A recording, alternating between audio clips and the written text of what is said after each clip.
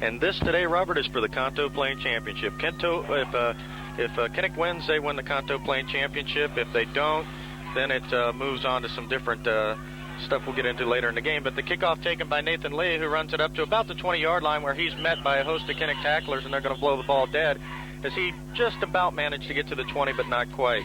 Beautiful weather today here at ASIJ. The temperature's in the mid-70s, not a cloud in the sky. And we've got the sun at our back, so we're going to be able to bring you a pretty good shot today of the action as we present it from Tokyo. You know, one thing I noticed right off on that kickoff is that nobody chanced it going right in. They contained him. They didn't allow him to go outside. And then they stopped him right, you know, with very little yardage. Number 7 is the ASIJ Mustang quarterback. Of course, they get the ball first. That's going to be a run play. And that goes to look like number 20 on the carry there, and that would be Cesar Liziola. And I'm probably butchering that name, but we'll just go with that for now. Well, he's a new running back. He came in from L.A., so we didn't see him before. So minimal gain on the first carry, a gain of about 2 yards on maybe 3, and it's going to bring up a 2nd down and 7. The quarterback, number 7, is Matt Woods. We saw him at home against the Red Devils when they came in. Did a real good job. But Nathan Lee is the threat that we'll see a lot of today, number 21. That ball's handed off, and that's going to be a running play and stopped for a minimal gain on that by, looked like in on that tackle was trying to get the number there. I think Ingstrom was there. Ingstrom was one, but also it looked like Mark Zamora was the other one, the defensive lineman. So nice effort there by Kinnick, as it's going to bring up a 3rd down and 5 for the ASIJ Mustangs from their own 22-yard line. And it's going to bring up their first big play of the game. I was a little preoccupied just at the moment, looking out for a friend of mine that lives up in this area, Mr. Marioma, and he's a long time friend of mine, and I was just kind of looking around for him. So we got a timeout here. I didn't bring up a Seahawk. I'm staying at the Sano Hotel, and I could have grabbed one, but didn't. The new Sano? The new Sano, yes. So took a brief train ride over here and got here in pretty good shape. We've got some good camera help today. Got Marty on the camera, so Martin Castaneda on the camera for CPA7. Your hometown station, by the way. Your hometown station, a division of your MWR. And got it, tell you. Always. Okay, big 3rd down here, 3rd down and 4 early in the game, early in the first period. Woods takes the snap. He's looking to throw. He has a man open but can't hit him. Number 84, the intended receiver there, Kyle Bennis. Bennis unable to come up with it from the tight end position. And that's going to force ASIJ to punt on the first series of downs for them. And that's going to bring Gerald Soriano as the deep back end for Kinnick to receive the punt. Well, you know, that pass was well covered by Ray Ponemeyer, otherwise known as the Kinnick Comet. The Kinnick Comet, yeah. We're going to be unveiling some new nicknames today. And this is at the behest of some of the players that we rode back on the bus with from Iwakuni. Well, you know why they were jealous of... That's going to be a delay of game penalty there, as they didn't get the snap off in time. That's going to back them up 5 yards. And we see Soriano back very deep. That is because the kicker, number 8 for the ASIJ Mustangs, Scott Mogling, is a very good kicker. Did a real good job in the rain against Kinnick when they were at Berkey by the Bay. Well, those nicknames that you were talking about, the guys wanted one because they heard me call Jennifer Pontius Killer. Killer Pontius, yes. So we're going to go with some of these here. Some already have nicknames. One guy playing right now, Rextini Andrade, who's out of the game today due to a sore ankle, his nickname's Bubba. We unveiled that last week, but that's really it. Soriano gets the ball on the punt. Has little place to go as he's tackled at the 45-yard line. Kinnick's going to take over an excellent field position as they're in the ASIJ end with 1st and 10 from the 45. And it will give us a chance to set up the offense for you today. Well, that one was by Soriano. Soriano's nickname, do you remember that one? Soriano's going to be Juke. Juke, yeah. Juke Soriano. Juke Soriano, correct. We well, as we get to the call the players numbers, we'll get those nicknames out for them. We'll invent some as we go to. 1st down and 10 for Kinnick. Ayers is a quarterback, single back set with Soriano. In motion goes Mike Calhoun. The pitch is back to Soriano out to the left-hand side. Had some room, but unable to come up with anything as there's a flag thrown right at the feet of the lineman. It's probably going to be a hold on that play, and Soriano with a minimal gain of a yard.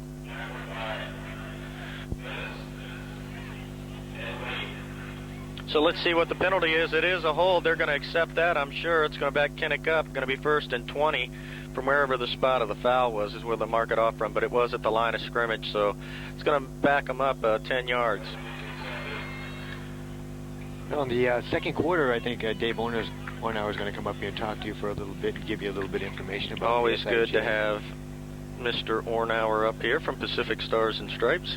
He's going to give you a little information about the rest of the teams around the Kanto Plain. Okay, so going to start it again here. Kinnick going to take over first. You're going to start again first and 10, or first and 20, excuse me, from their own 45-yard line. Need to get to the 35 of ASIJ. Ayers takes a snap. It was the I formation. Wow. Ponemeyer goes ahead. He's met after a gain of about 3 yards. And Ray had a great game against Iwakuni, the MC Perry Samurai, close to 100 yards in rushing for him. But he's unable to come up with much there, as the gain on that play is about 3 to 4 yards. Going to bring up, let's call it, second and 17 from the Kinnick, their own 47. You know, they're going to have to live up to their nicknames now that we got. Absolutely.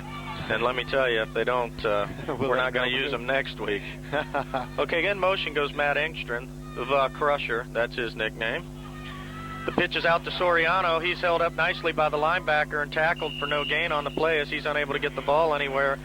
And Kinnick, the running game with the sweeps doesn't look like it's as near as effective against a much more capable team like ASIJ than like last week, where they had great success against Iwakuni. Well, you know, they've been working on their defense, and they're going to be pretty disciplined here, and they're going to really try to contain the runner, as you saw just down there. It is very possible that in this game, one touchdown will hold up. Both defenses are actually the better part of both teams is their defense. And we're going to see a defensive struggle. Don't expect to see a lot of scoring here today. Ayers from the loaded gun formation looks to throw. He's got a man deep. That's Ian Tyson, who lays out nicely trying to dive for the ball. That is a new player for Kinnick. Ian Tyson, number 33, comes in from a PCS move, and he laid out there nicely trying to get the ball, and he had his fingers on it, and it just eluded him as he dove out. And it looked like he stopped and hesitated while he was running. He did. I think he was checking things out. Had he not, it would have been 7-6. So anyway, it's going to be a fourth down, and we're going to get a chance to see Matt Engstrand punt. And Engstrand doing a good job this year on punts, and did a real good job at Iwakuni. That snap is away nicely. There's a penalty flag, however. The ball is away, goes to number 8. That's Mogling. Mogling held up briefly, but finds room. Mike Calhoun running him down, gets him by the feet at the 23-yard line and drags him down on a nice open field tackle by Calhoun. And we'll see what the penalty is, but there's 2 flags right at the line. Holding would probably be. No, I think it's before the snap. Before the snap? Yeah, so yeah, false start or, illegal procedure, basically. And it's going to be 5 yards, and we'll see if they're going to make Kinnick kick it again. That would be. He didn't get much on that run back, so I'd probably go for it again. Yeah, I think they're going to, and they're bringing the ball up to the midfield area. They're going to make Kinnick punt again. A good kick by Engstrand as he managed to get the ball away in good shape. Mogling had nowhere to really run once he got the ball on good Kinnick coverage, but so they're going to make Kinnick do it again, and this time they're going to be punting from their 42-yard line. So, but a nice snap to Engstrand on that. He did a good job. He's going to have to get about 5 more yards of foot under this thing. And it looks like ASIJ, and that is the worst thing that can happen, and that's also a penalty. And Engstrand's going to be sacked for a huge loss. That snap, and that's what always the danger is. Now, there's flags on the play. We'll see what that's going to be. And it looks like it's going to be possibly offsides against ASIJ. Now, they're going to talk to ASIJ about it, and I think they're going to decline it. Illegal procedure, decline. And this is just what Kinnick didn't need to do. Turnovers for Kinnick this year going their way, as they've been on the plus side in every game they've been in. In the last game they played against ASIJ, turnovers caused most of the ASIJ problems. Here early in the game, Kinnick is facing a tough situation. Is deep in their own end after a turnover. It's going to be ASIJ first and 10 from the Kinnick 17-yard line. Absolutely critical play that time. Mm-hmm. The field is in excellent condition. The footing is very good out here. It is a sand base on this field, so there is some slipping towards the worn-out spots, but nothing that should cause any problems for the players today. So the official puts the ball in play, and Kinnick. And a nice play by Kinnick as they're able to sack the quarterback on a hard hit and wrapped around the ankles. It looked like getting up his 65 Steven Francisco in on that. He did a great job, but actually flushed out a little bit there by Daniel Ayers as Ayers came around the end and was able to make him move out of the pocket. So that's going to be no gain on the play. Going to bring up second and 10 from the 17-yard line, as Woods unable to get anything going from the quarterback position as the coverage by Kinnick was very good. Let's see if Kinnick can dig himself out of this particular situation.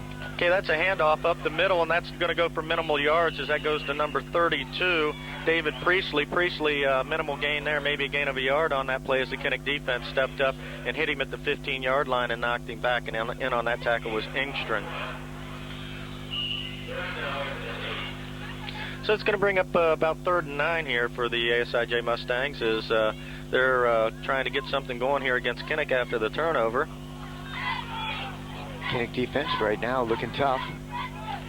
As we stated, this is going to be a defensive battle. High formation for the ASIJ Mustangs. Woods looks to throw, has a man in the end zone, turns around. That ball is touchdown. They have to watch. That was a timing pass that they've been practicing all week. And Richard Ball turned, but he got burnt. Nathan Lee actually got behind Richard Ball. It looked as if Ball could get it away, but he saw the ball coming at the last moment, went through his hands as he tried to put it up. And that's going to be a touchdown for Nathan Lee as he came out of the backfield and was able to make the completion. And that's going to be 6 points, and that's frustrating for Kinnick because it was well defended. And usually Richard Ball on that play is going to get to the ball 9 times out of 10. So early 6-point lead for the ASIJ Mustangs. Kinnick in an unfamiliar position, being down now by a touchdown, something that they've only seen once this year when they took their initial loss to Misawa. But Nathan Lee actually was out of position on that. Yeah. So that's going to be good. The extra point attempt brings the score to 7-0, and Kinnick Red Devils unable to hold the ASIJ Mustang attack after the turnover. And Robert, this is just what you didn't want to see if you're Coach Stovall.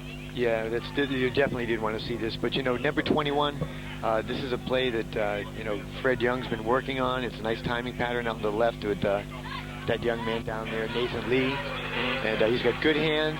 And Richard Ball was right there, but I don't think he had enough time to completely react properly once he turned around. Right, that's exactly how I saw it as well. I mean, it's unfortunate, but it's not something that you can really lay blame on any particular person. It was well defended. So 7-0 lead here. ASIJ is going to kick the ball to Kinnick. We're going to see them on offense for the second time as they're going to try and get something going. And the biggest thing there was the penalty was extremely costly on the illegal procedure as they had punted the ball to ASIJ, had them deep in their own end, but a costly penalty made them re-kick. The snap goes over Engstrand's head, and then consequently ASIJ is able to get a touchdown out of that. Well, it happens.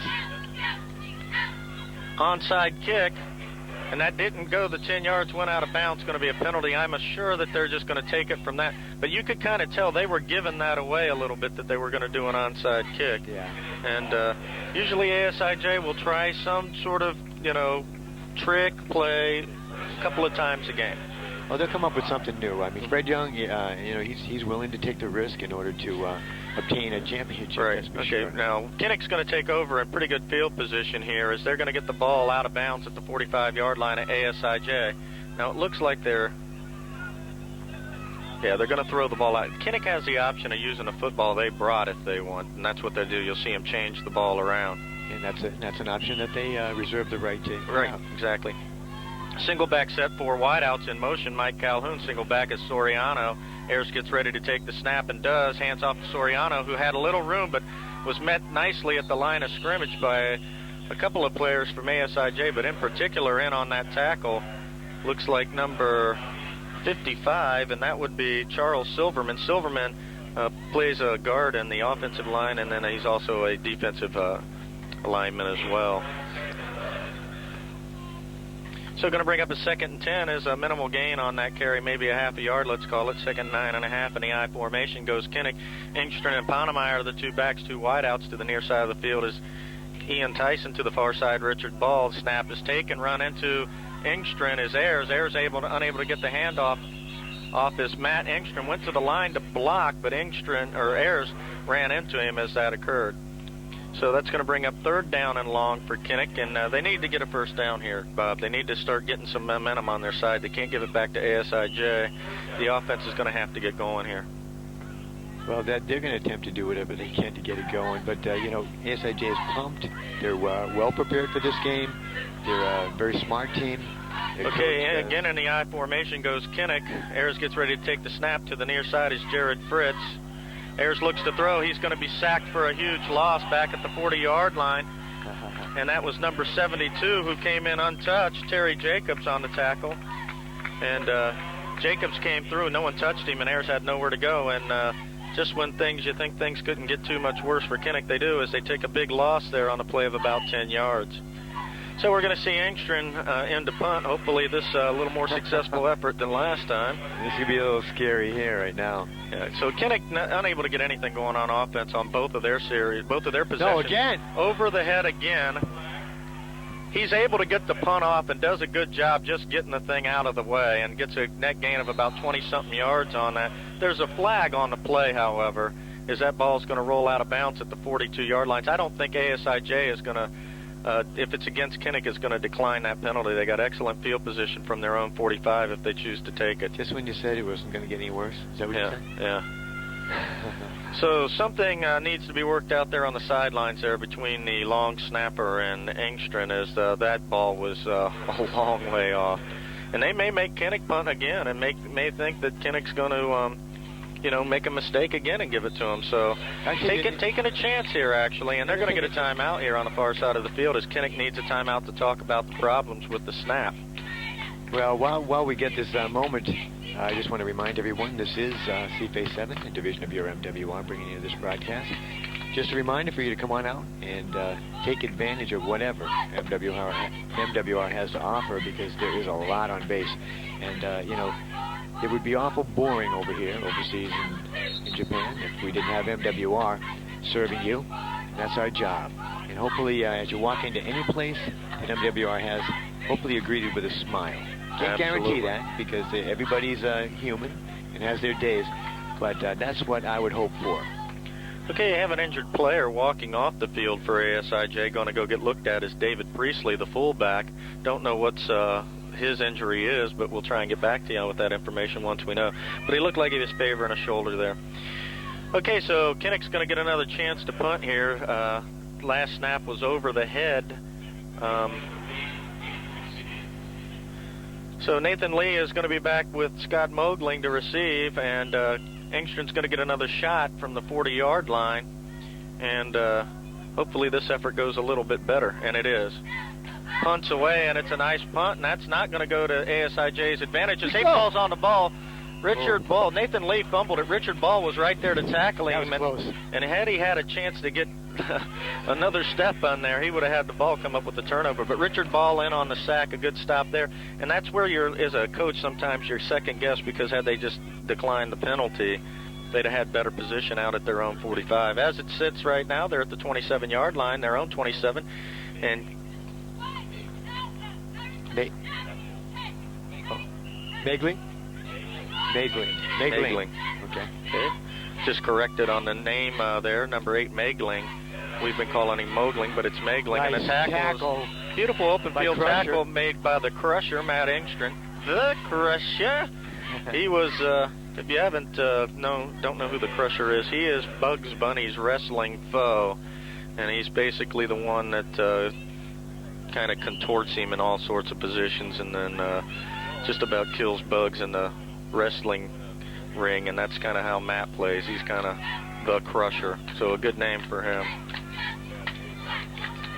Okay, so Kinnick's going to set up again, 2nd and 10 for ASIJ, no gain on the play, and a different quarterback in there, number 13. Nathan Lee has some running room. Matt Engstrand drives him to the turf before he's not able to get the first down. The Crusher comes up with a nice tackle there, but the quarterback on that play was number 13, Joe Unterstall.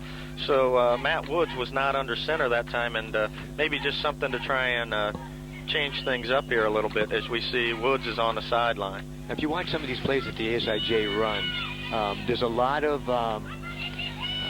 deception. Yeah, if you a lot of motion and stuff. 3rd down, and going to be sacked for a loss, a huge loss by Ariel Zamora, and also looked in Steven Francisco in on that tackle.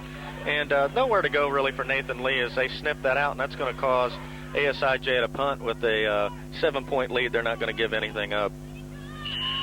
So Kinnick, a big stop there on third down as they needed to come up with something. They're able to stop Nathan Lee as he tried to sweep to the left-hand side, and coming up with a big sack was Ariel Zamora, or good big tackle for loss was Ariel Zamora and Stephen Francisco. Okay, so back to punt is going to be Megling. And deep to receive is Gerald Soriano. Ian Tyson's the up back. Snaps away. Richard Ball looked like he had a shot at it. Ian Tyson is signaling fair catch. That takes a Kinnick bounce, and that's a beautiful effort there for Kinnick, as they're going to get great field position at their own 47-yard line. And it took a poor ASIJ bounce, a nice high kick, and good coverage on it, but it bounced the wrong way for him. Well, hopefully right now things are going to bounce more Kinnick's way. We've had some problems.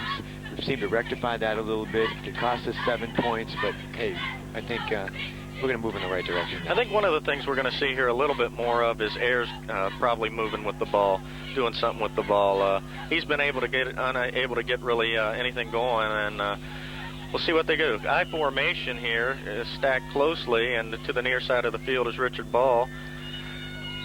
Takes the snap to the second back through Soriano, who's tackled. That ball's on the ground. It's not going to be a fumble. The ground can't cause a fumble, so it's going to be a loss of actually 2 yards on the play.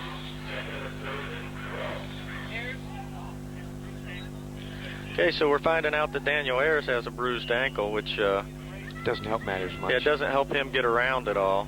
You can see him kind of limping up to the line of scrimmage a little bit.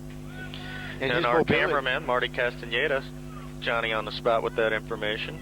You know, I mean, his mobility is really important. Ponemeyer with the hole, huge opening. The Comet right there. Got an opening there, found a seam, able to pick up about 10 yards on that play, so it's going to bring up a 3rd down and 2, as Kinnick was facing a long...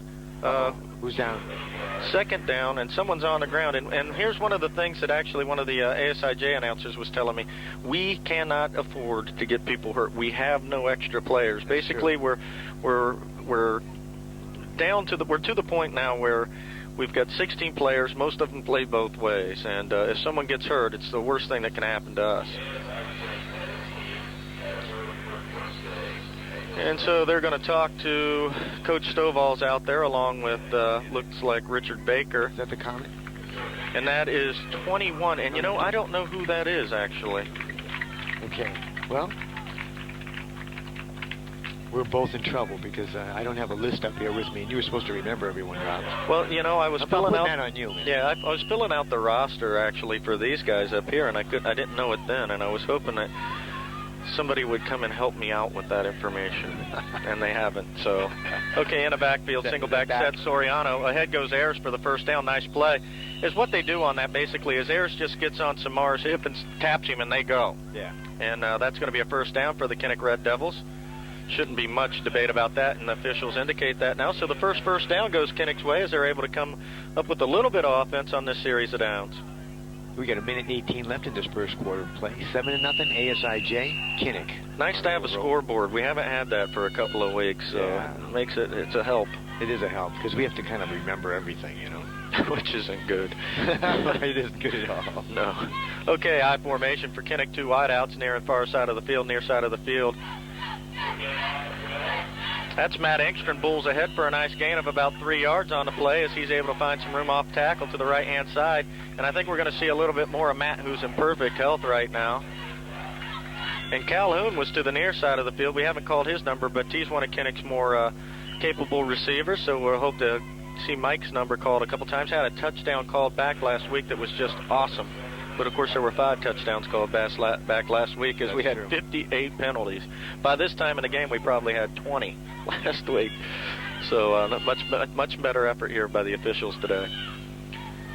Soriano on the pitch. He's got room out to the right-hand side. Jukes ahead a little bit there to the 35, almost to the 34-yard line, where he gets a nice gain of about 4 yards on a play. And the Kinnick running game seems to be getting some footing now as they're able to move ahead for a couple of yards at a crack here. It's going to bring up a 3rd down and 3 for the Kinnick Red Devils. And that's where his juking kind of came to play right there, because he picked up a few extra yards because of that. That's exactly right. So Soriano on a good run there, and then Engstrom to follow with a good effort. So Kinnick Going to change ends here as the period's over. This is Rob Riggle and Bob Long bringing you Red Devil action today. It's 7-0 ASIJ at the end of the first quarter with Kinnick on the move.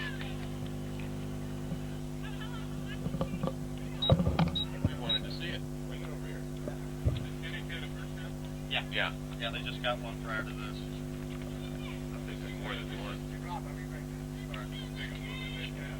Yeah, they're moving the ball.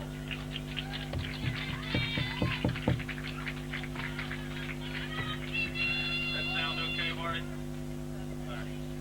What do we got here? Second down or third down? Third down and roughly. Third and three. Okay. Okay. All right. Back with you here, Marty.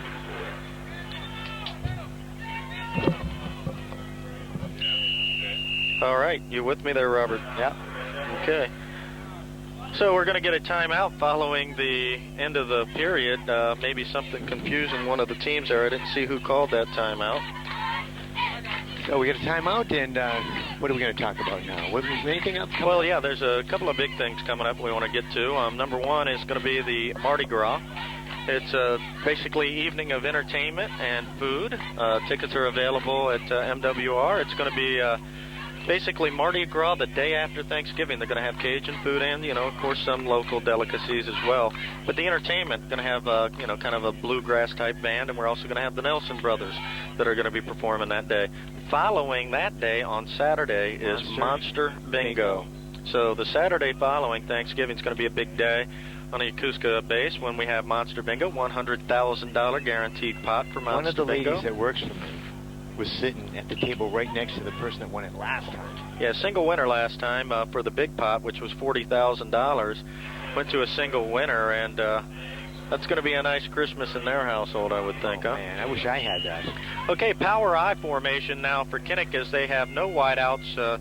It's basically a three-back set, and they are in the I formation, and Ayers actually throws from this position. He's got a man open, and that pass is broken up. That was Ian Tyson, the intended receiver, a new player who's checked in for us. And unfortunately, that doesn't go Kinnick's way, as on third down, they were looking to try and score and unable to come up with anything. Tyson did have a step on the man, but unable to bring the ball in as it was well defended by ASIJ. So that's going to bring up a 4th down and 3. It'll be interesting to see what Kinnick chooses to do here. It does not look like Engstrand's going to be into punt. They're going to go back to the power I formation, and it's going to be Engstrand, Calhoun, and Soriano in that formation. They may just be trying to draw an offsides, but it doesn't look likely. And Ayers is not going to get the first down. He needed to get to about the 31-yard line. He only got to the 33, and so he's going to be 2 yards short. He's coming up on this tackle there for the ASIJ Mustangs was number 72, Terry Jacobs, and Jacobs was able to stop Ayers. It looked like Ayers could have pitched out to Soriano, but chose to take it upfield and was unable to come up with the first down, and ASIJ holds. So, time for Kinnick defense to go to work here. So Kinnick back on defense here. ASIJ, the Mustangs going to take over 1st and 10 from the 35-yard line. Their first drive of the second period of play, 11:48 in the second quarter. Single back set, looking to throw out to the back. Number 21, Nathan Lee on the reception. And then on that tackle, Matt Engstrand, the crusher, but not after Nathan Lee picked up 5 yards on a play. Going to bring up 2nd and 5 for the Mustangs. Nathan Lee is their main man, and, he's not a very big guy, but he has good hands. He's got pretty good speed, and he runs his route well. Except for the first time when he got his touchdown, the coach kind of chewed him out a little bit because he really didn't run the pattern the way he wanted to. Here's the one thing that we'll say about ASIJ as well. One of the best coached teams in the Kanto Plain. They're very well coached. However, that didn't look well coached as the quarterback, number 13, Joe Unterstall, goes out. And we haven't seen Brad Woods. The quarterback has been standing on the sideline that started the game. We don't know why that is. But we do know that number 32, Priestley, came out with his jersey and pads off. So it doesn't look like we'll be seeing him anymore this afternoon.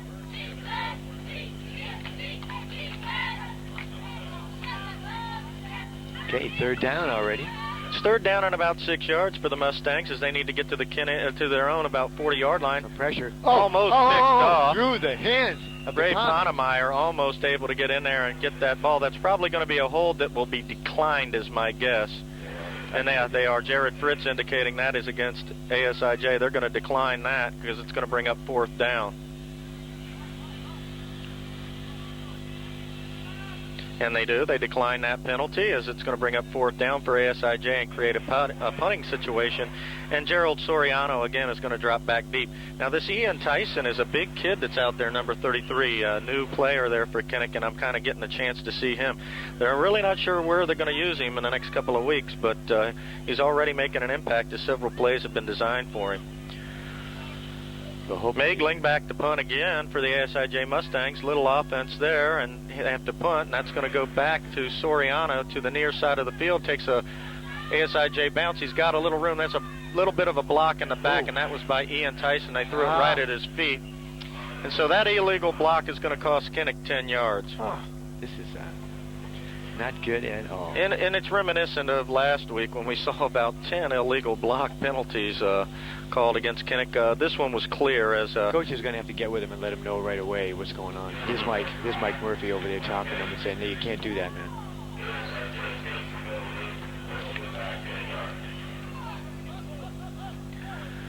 Okay, so Kinnick's going to start deep from their own end as they're going to be backed up 10 yards from the spot of the foul, which means they're going to be starting about their... Looks like they're... It's tough to tell with the dirt there in the center of the field, but about the 17, 18-yard line, it looks like. Well, you know what's going to happen? Ian Tyson's going to come in and do that much better now. Yeah, we hope so. Okay, so to the near side of the field is Richard Ball. The far side looks like Mike Calhoun. I formation to the second back through Soriano. Soriano's got room, gets over the 20-yard line, and a gain of about 3 yards on a play, going to bring up 2nd and 7 for the Devils. So the Mustangs showing they got a good defense so far, holding Kinnick in check.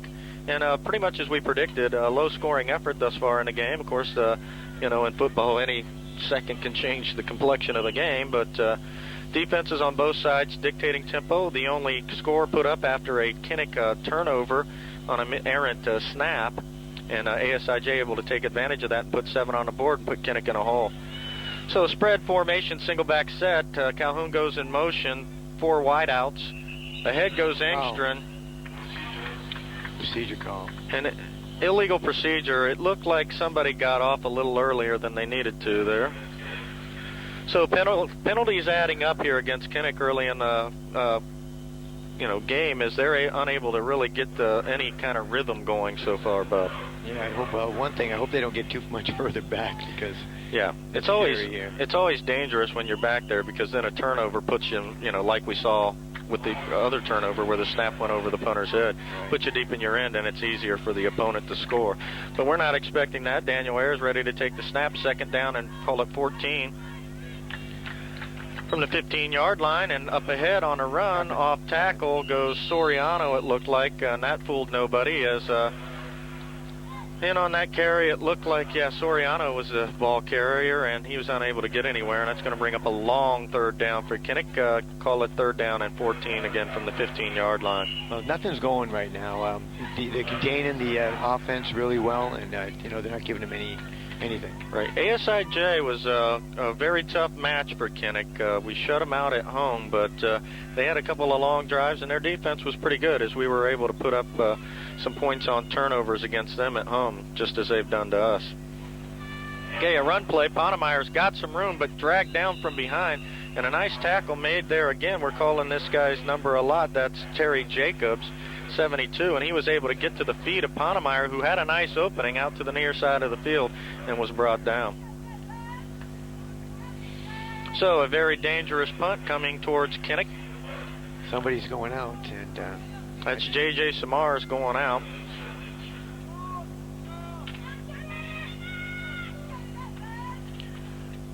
And Engstrand gets this punt away, and it's a good effort. It looks like it's going to take a Kinnick roll, and does, and it's going to get up about midfield. And that is a good effort by Kinnick to get that ball out of there. From deep in your own end to be able to put it at the 50-yard line is a good effort, and it's going to give ASIJ great field position. But nonetheless, Kinnick defense is going to have to be, scored upon first. Basically, no one's going anywhere in this early going of the game. 8:22 left in this second period of play. And maybe Dave won't even come up here. He doesn't like heights. Yeah, he's got a bit of a height problem, so he may. He told me he may not do that. He was a little bit nervous about that.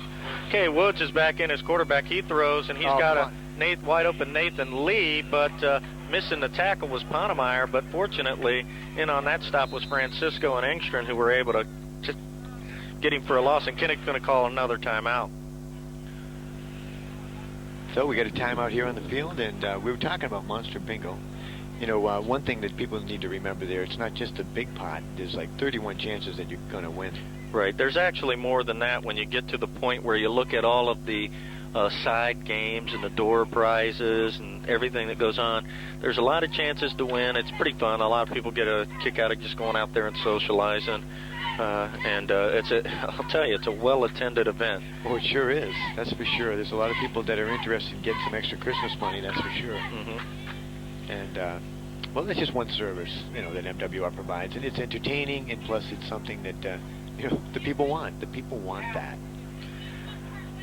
Okay, so Kinnick is going to talk about some of the defensive problems there, I suppose. It's Mike Murphy, the defensive coach, is out talking to him right now. And it's just a nice day up here. I'll tell you, it's a beautiful day for football. It's just about perfect weather and not we've clouded. got good weather. When we were down here with Cooney, was that great weather? It was nice. It was real nice. I mean, the ride wasn't very nice, but it was nice. It was a little bit nice going back, though. Yeah, it was. In a good mood, and we got a beautiful view of Mount Fuji on the way back, which you got some B-roll of, so that was nice. And we got to do a little dancing down there, right? Yeah, we did. We had some dancing, free dancing lessons. Free dancing lessons. Got to dance with the Kinnick cheerleading coach, which there's worse things to have to do in your life. Hey, you know, yeah, MWR has free dance lessons. Did you know that? Yep. Club A. Club A, yep. Free dance lessons. So free country dance lessons at the Y Bar. Just got to pick up a Seahawk to get those details. Matt Woods looks to throw. He's got a man open. Nathan look at Lee, this. No, come on now. And he's unable to come up with the ball. That's thrown right in his hand, and that was blown coverage by Richard Ball. Yeah. And fortunately for Kinnick, Nathan Lee, who turned ball around, was unable to come up with a pass that was basically right in the breadbasket. He doesn't do that very often. No, and he was seeing the goal line. If he'd have caught it, he'd have been gone. That would have been a score. So a big break for Kinnick, going to bring up a third down and long. Third down and about 11.5 for the first down. And Kinnick dodged a bullet there as Nathan Lee was wide open, and a nice throw made by Woods, who's come back in as the quarterback. So not sure why he was out to begin with, but he is normally their quarterback that you'll see in. Unnerstall is not the starting quarterback. Woods looks to pass. He's got nowhere to go. He's going to be dragged down, basically. They're going to blow that play dead. And 82, Matt Steins was trying to get the ball out of his hands. He's one of his special plays. Yeah. And but it's going to go for a loss for the Mustangs, who are going to be forced to punt and give the ball back to Kinnick. And Soriano's going to set up somewhere around the Kinnick 20-yard line. I was going to say that Richard Ball he's usually right on the money. He's usually one of the enforcers out there, you know what I mean? Mm-hmm. So, just didn't happen that time. But unfortunately, Nathan Lee did not catch that ball. Yeah.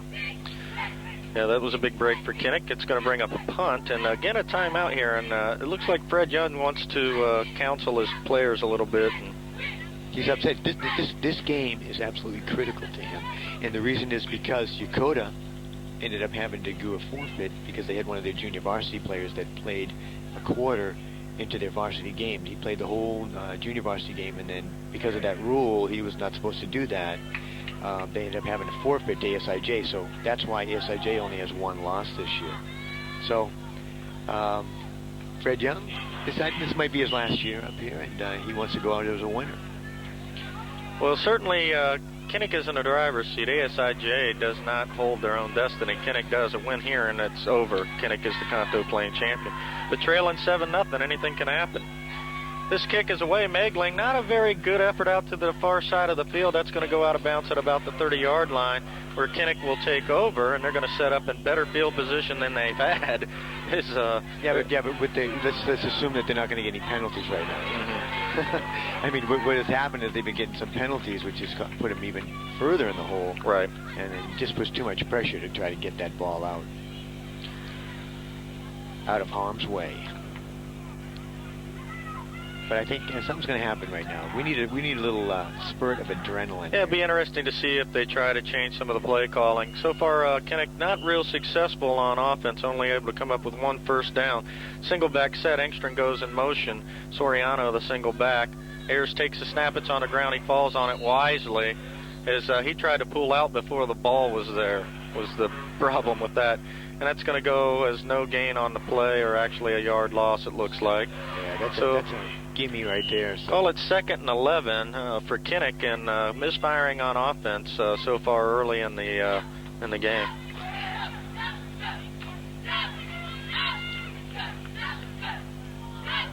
I don't know if we really want to get in a position that we're desperate, and then we might take some risks that we really shouldn't. Yeah, I think that they want to stick with the game plan and try and make it work. Obviously, I formation goes to Ponemeyer. Ponemeyer had a little room, but closed up quickly on the lead block in front of him. Kind of got tied up there, and we need another block a little bit more upfield to spring someone loose.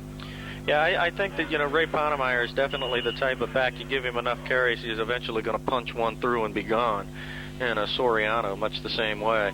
But they got to find a hole. Yeah, I think that ASIJ is kind of keying on the run a little bit. They need to open that up with a little bit with the pass, I think. Well, so it's going to bring up a 3rd down and long again for Kinnick. Sound like a broken record so far today, as that's a position they've seen a lot of. Pitch goes out to Engstrom, who's got some room, who jukes a little bit, finds an opening, and tries to bull ahead to the 40-yard line, and he's going to be close to the first down. But I think he's going to end up being about a yard short on that, and it'll be interesting to see what Coach Stovall decides to do here. They're going to go for it. If he thinks he can get a yard out of it, he's going to go, because that's what they need, and they really do need to get a first down there. He knows he needs to do it. He needs to get back in this side of the field. He needs to get down here. So now they're going to bring on the kicking team, it looks like, as we're seeing wholesale substitutions there. As when you see Samar go off, you know pretty surely that they're going to punt. Or he's hoping to get him way down with a nice kick and then keep him down there with the defense. Engstrom gets a good snap. The punt is away. It's a beautiful effort. As backing up goes Lee, and it's over his head. It touched him. He had to dive on that ball. It did touch him, and right down there was Jared Fritz. Had he not got on that ball, Fritz would have been all over it like a bum on a ham sandwich. Good choice by the coach. They're deep in their own territory. Kinnick, if they can hold him right now, could be in good field position. Well, Engstrom put up a beautiful punt there as it backed Nathan Lee up. He wasn't expecting that kind of effort from Matt. And it went over his head, but as it bounced, it nicked him on his shoulder blade, which made it a live ball. And had Jared Fritz been able to get down there a little earlier and cover it up, it would have been Kinnick's ball. So you think that that Matt Engstrom kind of crushed that ball? The crusher put one out there, and it was definitely beautiful. Okay, first down for ASIJ. That's to the single back that they had lined up. That's number 20, Cesar Liziola. Stopped by the crusher. By the crusher, a gain of about a yard, maybe 2 on the play. And that's going to bring it about a little over the 20-yard line, call it the 21-yard line for the ASIJ Mustangs, and they're going to have a 2nd and 8. So, yeah, it's good effort there on offense as they were able to get some yardage, but they're, again, just shy of the first down, unfortunately. So Kinnick's back on defense where, let's face it, that's their specialty this year. Ooh, yeah. Oh, on a fumble, hard fumble. tackle. Yes. He's saying that his arm was going forward. I did not see it. But hurt is going to be Woods. He's very, very slow getting up. Well, actually, that's not Woods. That's the other back, quarterback Joe Unterstall. Illegal procedure? And they should decline that if they can. I would decline that and take 3rd down. They're saying before. Oh, okay, then that's a false start, not an illegal procedure. Now, why can't they decline that, though? Well, they can if it's an illegal procedure. If it's a false start, it's before the play happens and the ball's dead, technically, as soon as the false start occurs. See, they are going to decline it. So basically, that's illegal procedure, and Kinnick's going to decline it, which is good. And I'll tell you what, that Unterstall took a huge lick. A very painful tackle there. Okay, so who got him? I didn't even. It looked like Matt was in there on that tackle. Okay, back so again. There's the blitz, and that ball's free. Fall on it.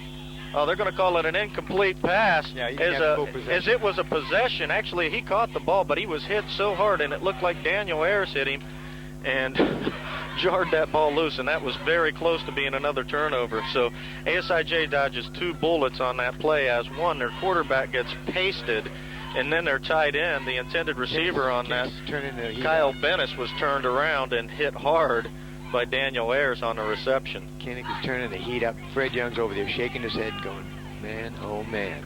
And Kinnick may try and bring him here. And it looks like they're going to. And they got him. They got him. Yes, that's Kinnick's ball on 4th down. The rush was so severe that he couldn't get the kickoff, and that's Smagling was trying to get the ball away, but Richard Ball came in untouched, and he had to run away from him, and consequently had to run out of bounds, and Kinnick gets their best field position of the day and a chance to even this game up late in the first half of play. Well, that is a risk.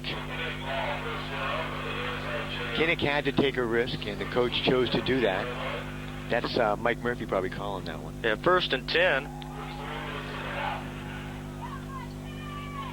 for Kinnick, and with 4:16 left, they got a shot. Now, someone's hurt on the far side of the field. We don't know exactly who it is, but they're tending to him on the very far side of the field, and I don't know if it's cramps or what it could be, but someone's receiving attention over there.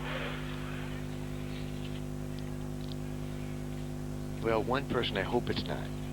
Well, actually, any of them. Any of them. Any of them. Okay, now getting up right now and walking it off a little bit. Who is that? It's tough. I don't see the number. It looks like it might be Matt Engstrom. No, 40, Jared Fritz. And Jared came up with the key play last week at the end of the game when they preserved the shutout. I put him in the paper because it was put his picture in the paper because I was so happy they preserved the shutout. So Kinnick got their best situation of the game going as they got a chance to reverse the tables a little bit on ASIJ, who on an errant punt had a problem. Soriano breaks free. He's got a couple of yards. It still drives ahead, and that's all effort on Soriano's half. Sure is. As he's able to get across the 15-yard line down to about the 12-yard line with a tremendous effort there, as it looked like he was going to be sacked for a loss. Juke Soriano. So 2nd down and 5 on a nice carry by Soriano, all effort. He was trying to get to the goal line. You know what he was up to. Oh, you know. You don't have to ever worry about second effort with Soriano. No, absolutely not. So a good start for Kinnick on this drive is with 2nd down and 6 to go for 4.5 yards on the carry by Soriano. And they're going to line it up with the 4 wide out set, single back formation. Ray Ponemeyer, the single bat. Ayers gets ready to take it to the near side of the field as Calhoun. In motion goes Engstrom. Ayers gets ready to take the snap and does. Looks to Ponemeyer, who's got room. Unfortunately, he's going to be sackled for a loss of about 3 yards. Is coming up big for the ASIJ Mustangs was number 84, Kyle Bennis, who was able to get out to the far side of the field and stack Ponemeyer up. And that's going to bring up the 3rd down and very long for Kinnick. Did you just create a new word? Sackled? Sackled. Tackled. Yeah, but because it was almost in the backfield, it could be almost a sack. Yeah, we could say that. We can work out those sort of differences in the editing process, I think. Okay, so Kinnick, this is a big 4th down for them. From the shotgun goes Ayers. He's going to roll out. Does have room, finds a man. That's Ponemeyer, who's got room down to the 10.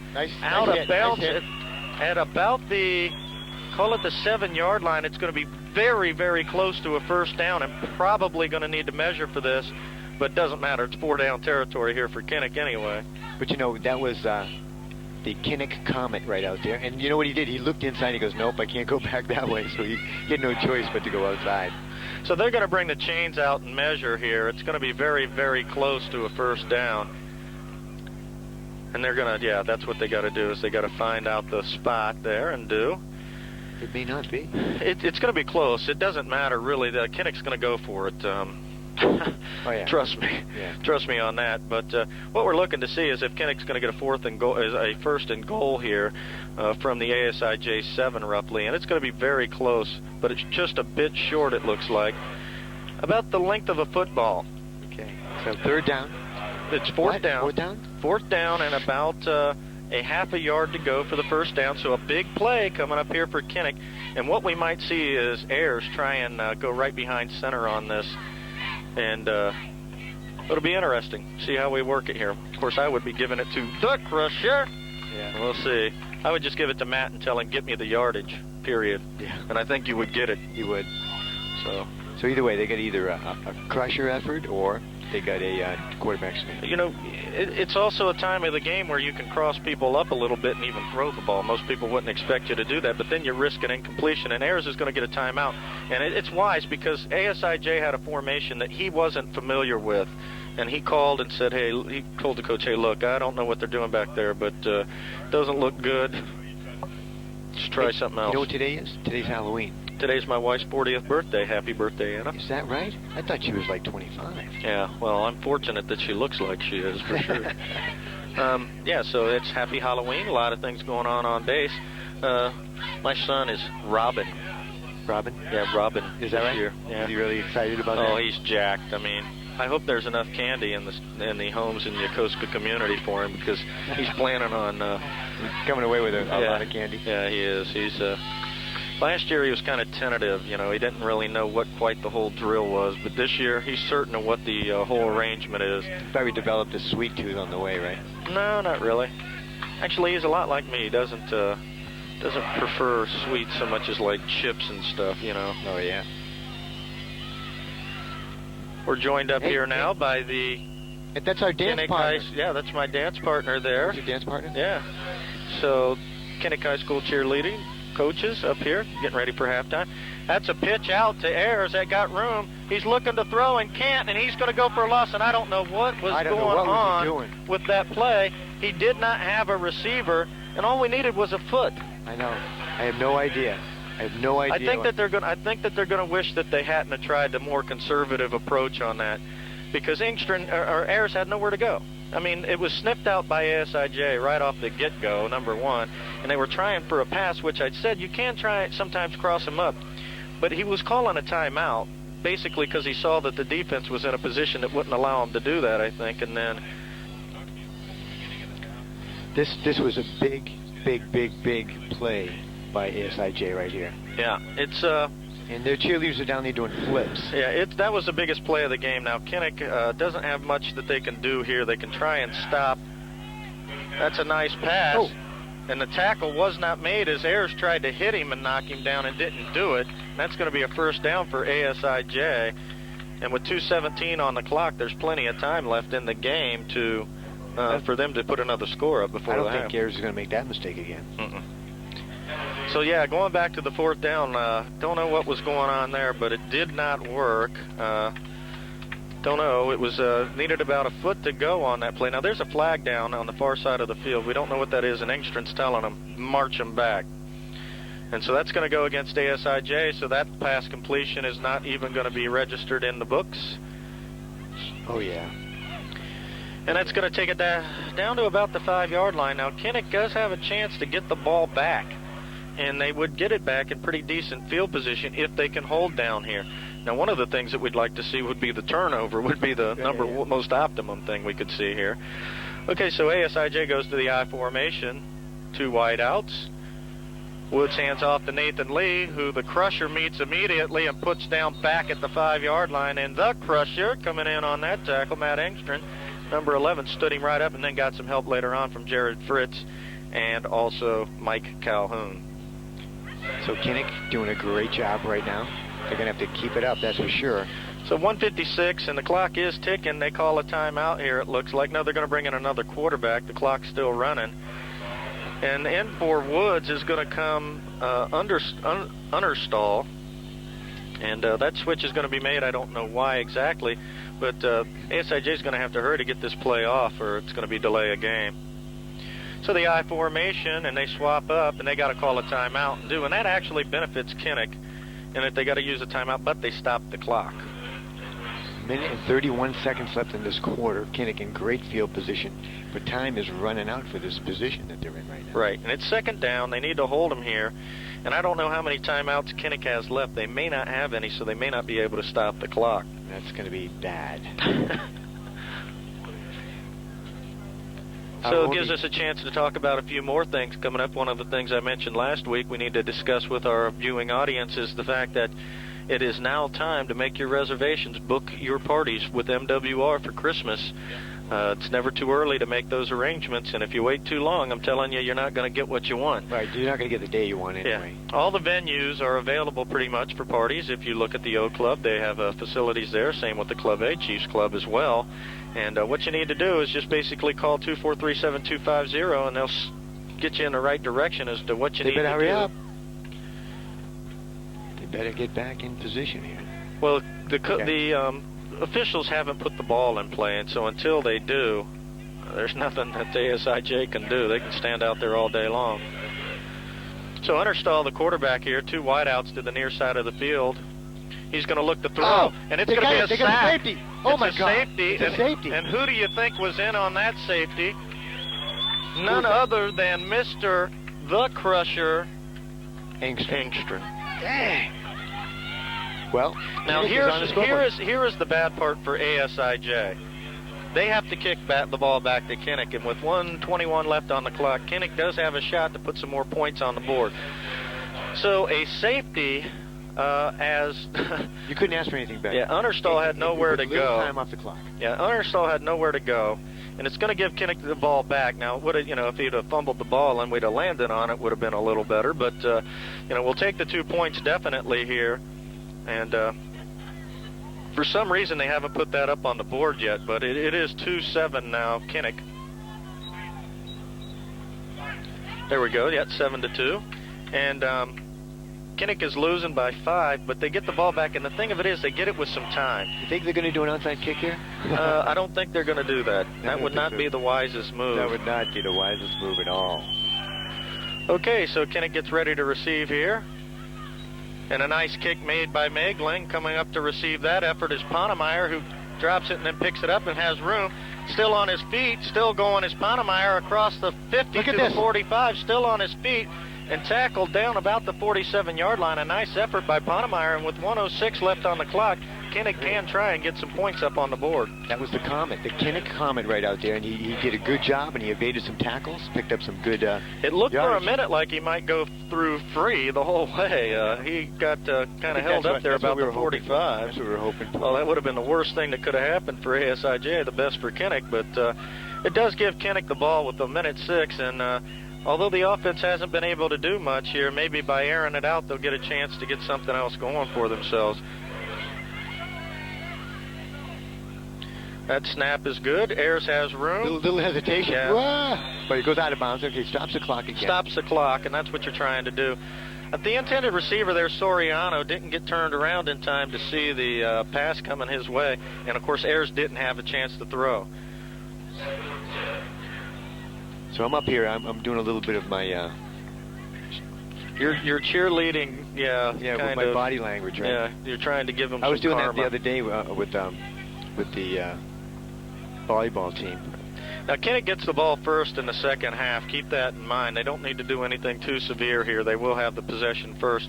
That's a screen to Ponemeyer. He's tackled immediately and inbounds tackled, so the clock will continue to run. Kinnick will have to jump up to the line of scrimmage here, and you can see him trying to run back to where they need to be. Come on, guys. Not much time. Not much time. Let's go.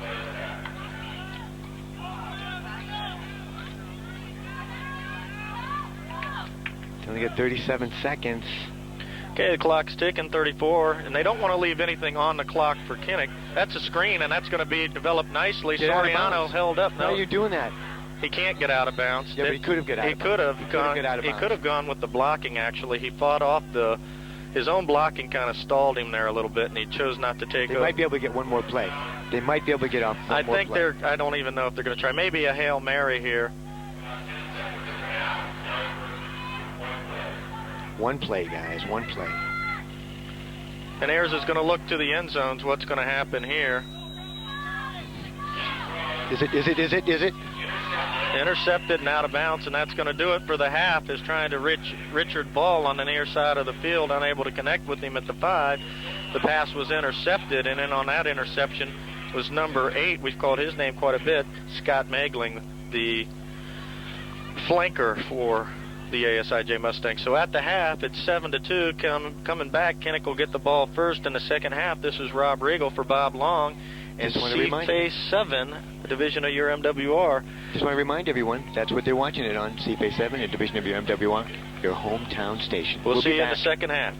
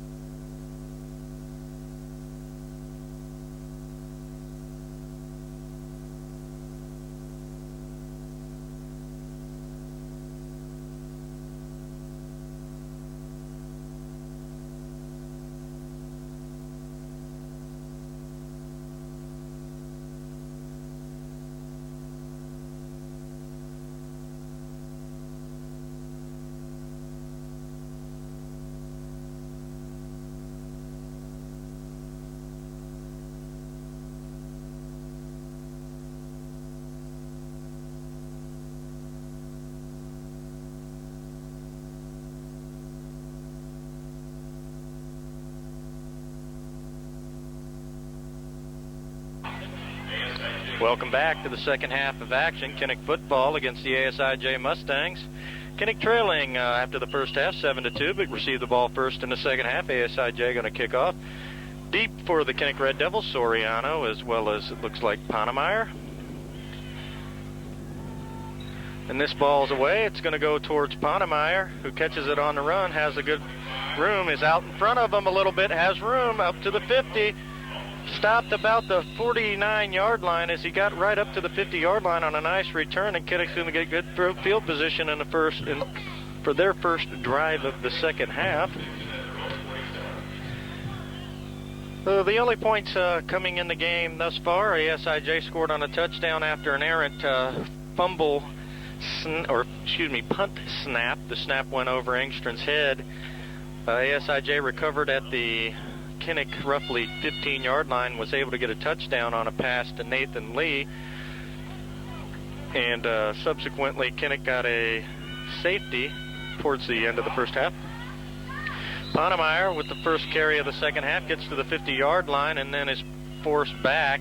It's going to be a gain of about 1 yard as Ray was unable to get free. So going to be 2nd down and 9 yards to go for the Kinnick Red Devils here, as they need to get to approximately the ASIJ 41 for a first down. No, neither offense really able to get anything going. No sustained drives by either team. The 7 points on the board for ASIJ came after a turnover, a Kinnick turnover. So defense dictating tempo. Matt Engstrom gets ahead for a nice gain of about 5 yards on the carry as he gets up to the 45-yard line, let's call it, of the ASIJ Mustangs, where Kinnick's going to be facing a 3rd and 3. Joining back with me here on the broadcast, C-Phase 7, bringing you the action, is Bob Long. Robert, got to talk to the coaches a little opportunity to see what was on their mind during the halftime. And they said one of the things they need to do in the second half is the blocking. Get out on their blocks like they did at Iwakuni. Right. They said really that's the one thing that's really causing them the most problems. So with 3rd down here, we're going to see what happens. Engstrom's in motion. Single back set is Soriano. Soriano fakes a handoff, play action pass. That throws away. And did he get it? They're saying it's incomplete. It was intended for Calhoun. It was at his feet. He was unable to come up with it. And it's going to bring up a 4th down. It'll be interesting to see what Kinnick's going to do here with 4th and about 3 yards for the first down. I'm sorry for being a little late, but I was juggling 3 pieces of Joseph Smith birthday cake. Yeah, happy birthday to Joseph Smith, a member of the cheerleading squad, varsity cheerleading squad, turned 18 today. And that's a big birthday for most of us in the United States. Engstrom's back to punt on 4th down. That snap's good to him. He gets the ball away in fine shape, a beautiful punt. And that's going to be Megling who's going to take it. And Soriano catches him at the feet, but unable to bring him down. And Megling is brought out to about the 24-yard line. And that was a good kick by Engstrom, as he had someone's hand in his face, and that person may have actually got a finger on the ball. It was tough to say, but a nice punt by him. And Megling, a good return for ASIJ. So Kinnick's defense will set up here. And really got them in good field position here. ASIJ deep in their own end at the 24-yard line. They've got about 70 yards facing them for a touchdown or a score. So Kinnick will try and hold them there and see if they can't get the ball back in good field position.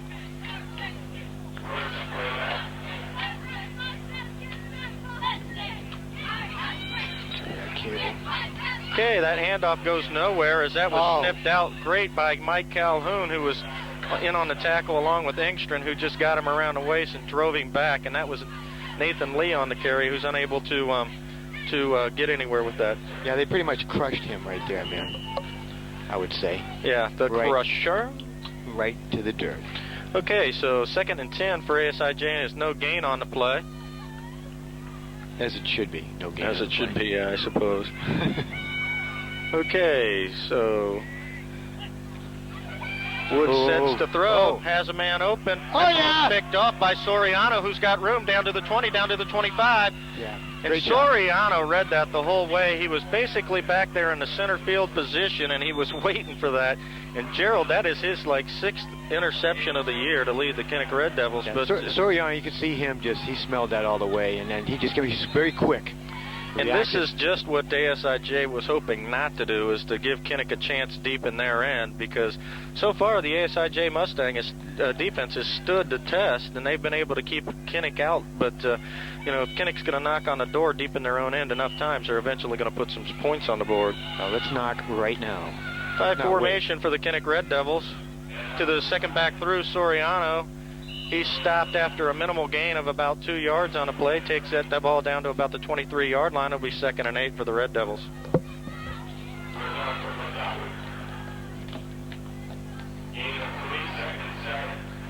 Okay, that's going to bring up a 2nd down and about 8 yards for Kinnick.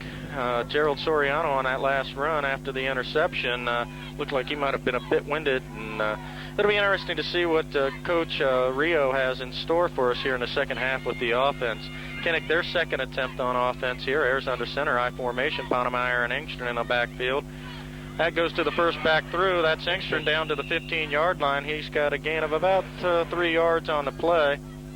And that's going to bring up a second down or third down and a long 5 for the first down. They got to get to the 20 or the 15-yard line of the ASIJ Mustangs. They're at the 20 right now with third down.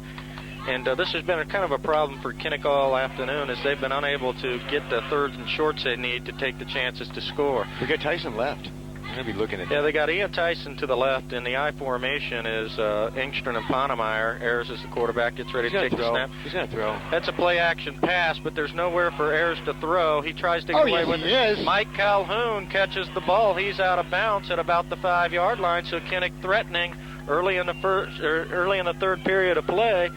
As Calhoun comes up with a nice reception. And what happened there that made that successful is that Ayers rolled out and had time to throw. So he made time. And the thing is that Calhoun, otherwise known as Potato. Yep, Potato. Okay, anyway, I like him as a receiver. Yeah, I do too.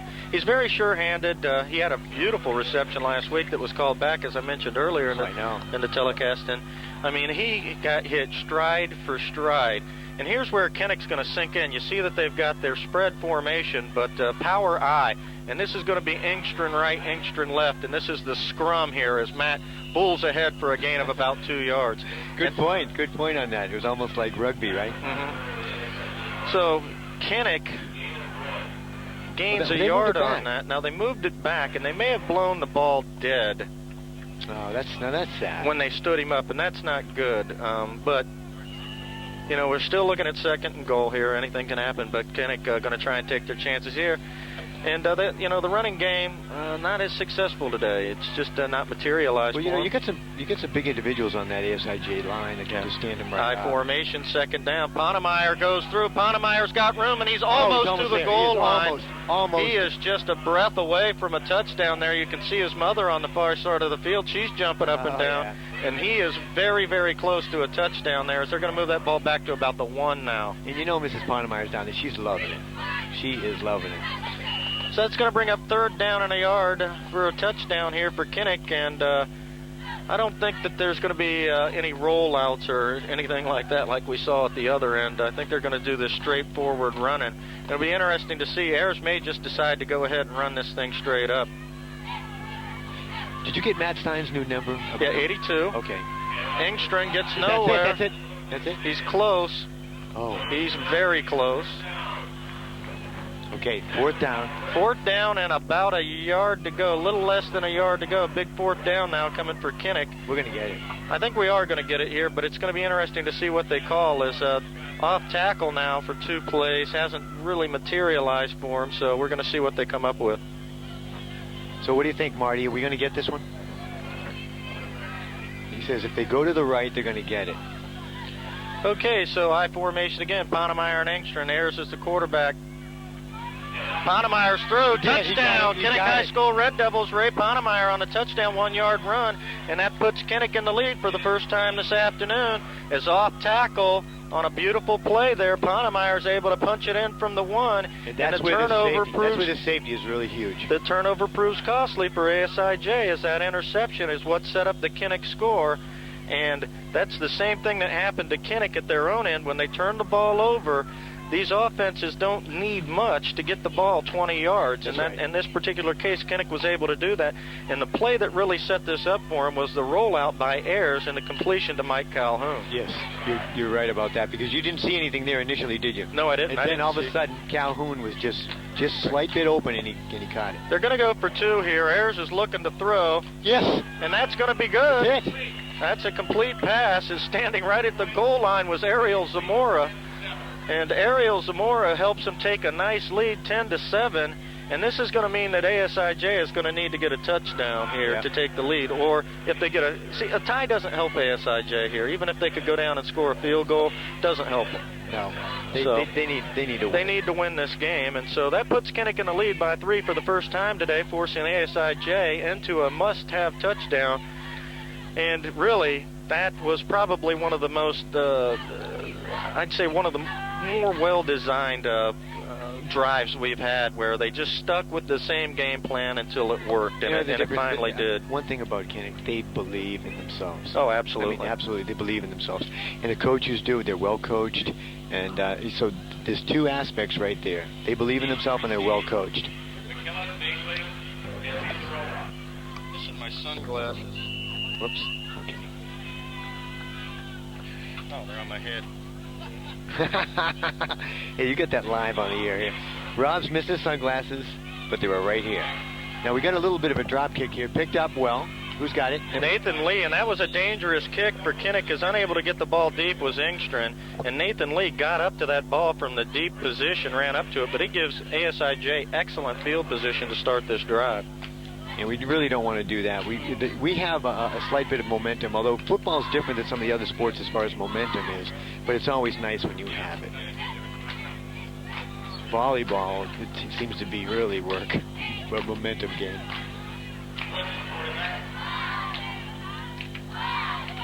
Okay, so Kinnick's going to set up on defense here. The ASIJ Mustangs line up in the I formation. Nathan Lee's the deep back. And it goes to the first back through as he holds. It's going to be an illegal procedure on that play as the line got off a little early on that. But seemed like everybody was going to go somewhere except the tailback. All right. Holding on ASIJ. Okay, they're going to take that. They're going to knock them back 10 yards here. And that's just what you don't want when you get good field position like that. ASIJ, that's a big mistake there because it's going to back them up against a tough Kinnick defense. Going to make them get 20 for the first down, but they're in great field position, and it's going to take them out of that somewhat. Right, but the thing is, see, Kinnick made themselves an even worse field position. Kinnick was digging out of stuff that was nasty. Yeah, Kinnick did have some situations in the first half, certainly, where they didn't have good field position, and they were more conservative, but there were also a couple of drives where they did, and they were unable to get the ball moving. But one of the things that we do see early in the second half of play is that the blocking, as the coaches were hoping it would be, is improved. Yeah, it opens things up. And ASIJ is going to try and do the same thing. That's number 23, and that's Lizaola. Is that Caesar? Caesar. Yeah, Caesar is we one can of the just big call him running backs. Caesar, I hope. Yeah. And that'll be fine with him. Yeah, we got the help from the ASIJ announcers. They're like, that's cool, Caesar's fine. So that's what we'll call him, because that's too hard a name for me. But minimal gain on that. It's going to bring up second down and long. Second down and about, let's call it 19 for the first down. And Matt Wood's the quarterback in there right now. They have used two quarterbacks today. Oh, yeah. That ball he is hammered, and in on that was Matt Steins, who broke free and just nailed the quarterback, Woods. And just as he was throwing, that's a very vulnerable position for a quarterback to be in with his arm up in the air like that and get hit under the ribs. See, if we got hit like that, we'd have like instant bursitis or something like that. They'd need to get the ambulance out here for me because I wouldn't get up. The Kinnick Red Devils now got him back at third and long, 3rd and 20 here, and this is going to be a big play for Kinnick. They need to hold him here if they're going to have any realistic chance of getting good field position after this. They need to keep him back. Yeah, let's go Kinnick. Woods is looking He's got deep. time. He's got some time. He's got a receiver, but it's going to be well short of the first down as Megling is forced out of bounds, well short of the first down, about 5 yards short at the 50-yard line. So still a nice pass out to the right side. It's going to bring up 4th down and about 7. And it's going to be interesting to see what ASIJ does. I think that they're probably going to punt. Megling is certainly in the huddle here. Yeah, they would like to get Kinnick real deep and maybe force a turnover. And Kinnick needs to be careful here. That wouldn't be beyond Fred Young to get it. Yeah, he's calling a timeout. It wouldn't be beyond him to try and fake this too. Yeah, but see, I mean, that's just the sort of thing. They might have been wanting to force him to call a timeout. With the timeout, I mean, maybe we ought to. Joseph Smith, he deserves a little birthday cheer here. Well, you're going to have to give it to him. You. Happy birthday to you. Happy birthday, dear Joseph. Happy birthday to you. Don't quit your day job. Especially on Halloween Day, huh? Hey, you know, we couldn't take any hits like that, but I'm telling you, Marty could. Marty's a stout guy over here. He could handle all that stuff. Yeah, I'm with you, Marty. I'm not letting Bob, give me any credit. It's not good policy. Oh, he's a lover, not a fighter. All right, Marty. I wish I fell into that category. Well, maybe I do. So interesting, ASIJ has chosen to take a timeout early in the second half of play, 4:52 left in the third period. I don't know what it is exactly they'd be talking about here. I'm sure that the coaches on the Kinnick side are going to say, hey, watch for the fake punt. But one of the things when you're trailing in a ball game and it's in the second half of play, you want to hold on to those timeouts because you never know when you're going to need them. I think he's going to give him an option. If they're up at the thing, he may give him an option to kind of throw it over the middle. Yeah, I think that's risky right now. But I don't think they're going. I don't think you want to give Kinnick the ball at midfield with the lead. So anyway, that snap is away, and the punt is away, and it's a nice punt. And this is Ian Tyson's first chance to carry the ball. He's got room. He gets out to the far side of the field. He's on to the 40, to the 45, up to the 50-yard line, and that ends up being, that negates the whole punt. That was great.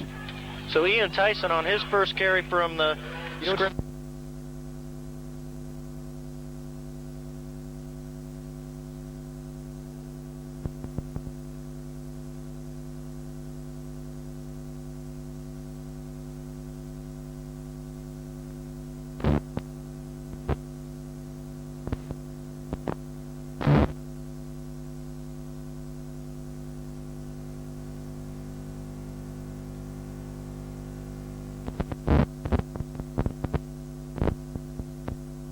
Okay, how?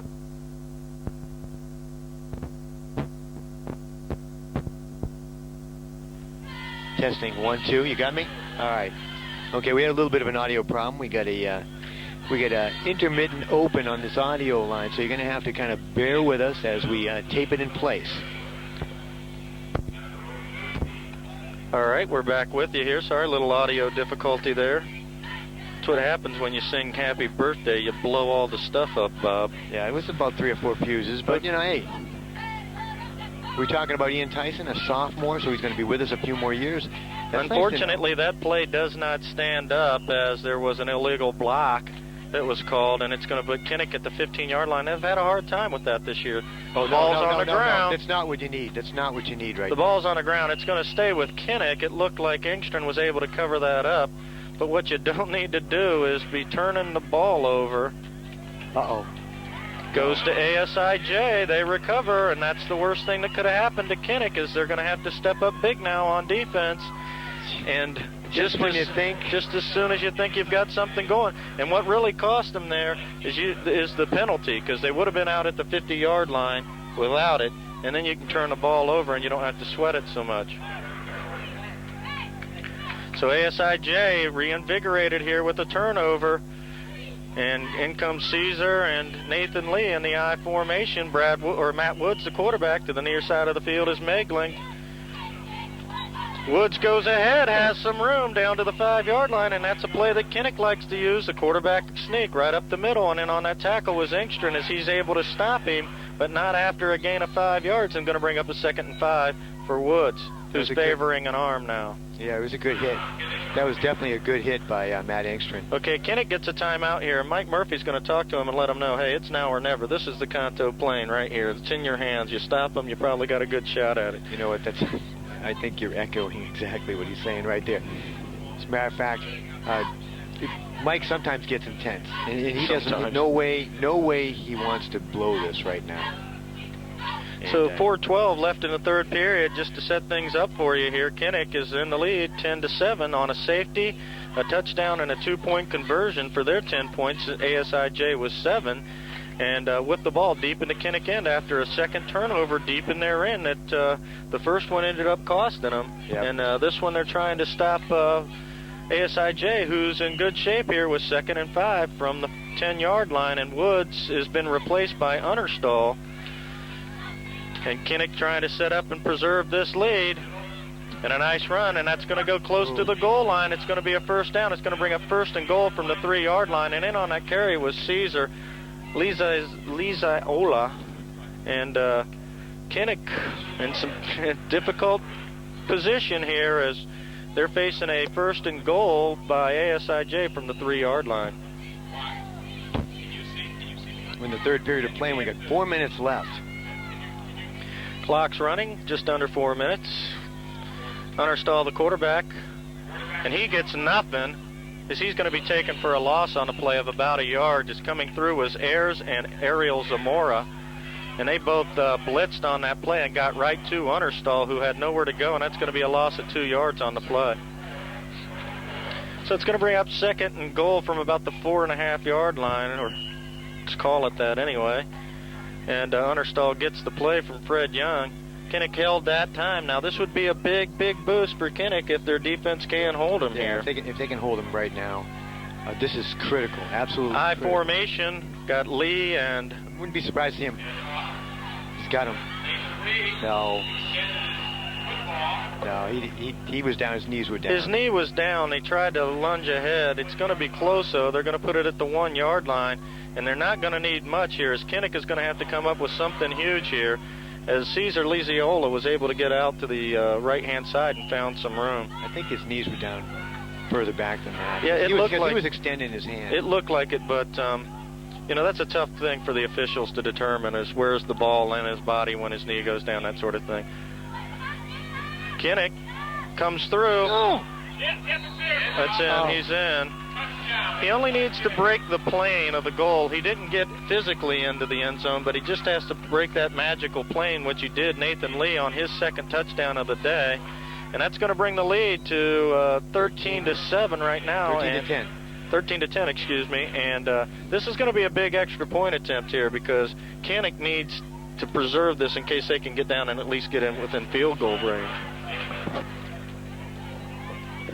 So the extra point attempt coming up for ASIJ. On the holds will be Wood, the kicker, And I'm Megling. sure he's very good.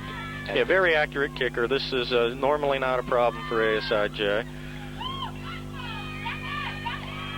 And that ball's down and good, and that's going to be 14-10, and going to put Kinnick in a bit of a bind here with 2:35 left in the 3rd period of play. Kinnick is trailing now by 4, and ASIJ taking advantage of the Kinnick turnovers, and both scores coming on Kinnick turnovers. Yeah. Turnovers, and there's been penalties that have set those up. Yeah. So they would have been in the driver's seat big time hadn't a run by Tyson been called back. I know, the illegal block, that's something you're going to have to really watch out for. Some people practice that. They were practicing that down in Iwakuni. Yeah, Iwakuni was take practicing that. illegal hits to turn their back. And but the officials should watch for that, because they know that does happen from time to time. Okay, so we're going to see Soriano and Ponemeyer as the deep backs here. Got Ian Tyson out there again, too. It'd be nice to see if they kick it to him. I think they're going to stay away from him now. But Kinnick will get the ball back. There's still plenty of time left in the game, but Kinnick's going to have to put some points on the board here. No doubt about it.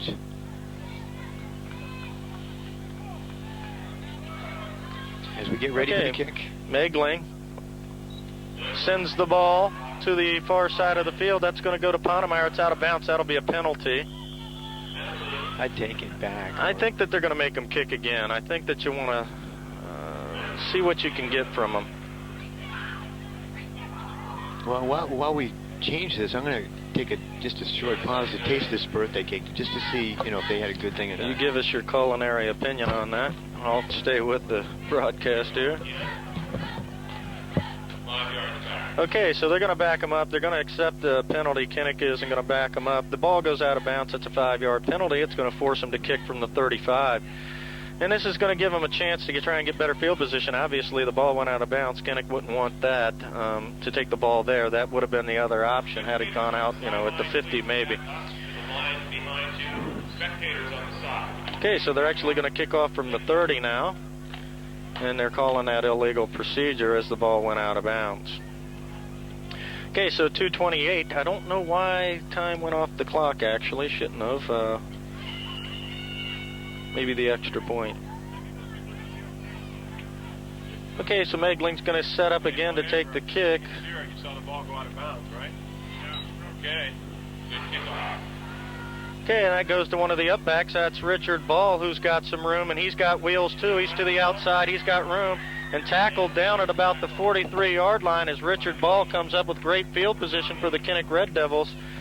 And boy, Richard was showing some speed there. He was almost behind the ASIJ defense, and he was just about a step and a half away from being in the end zone. Well, what he did, he followed the blockers initially, and then he saw a hole and he went through it, and then he started to pick up his speed a little bit. Then there was no one in front of him to help him out.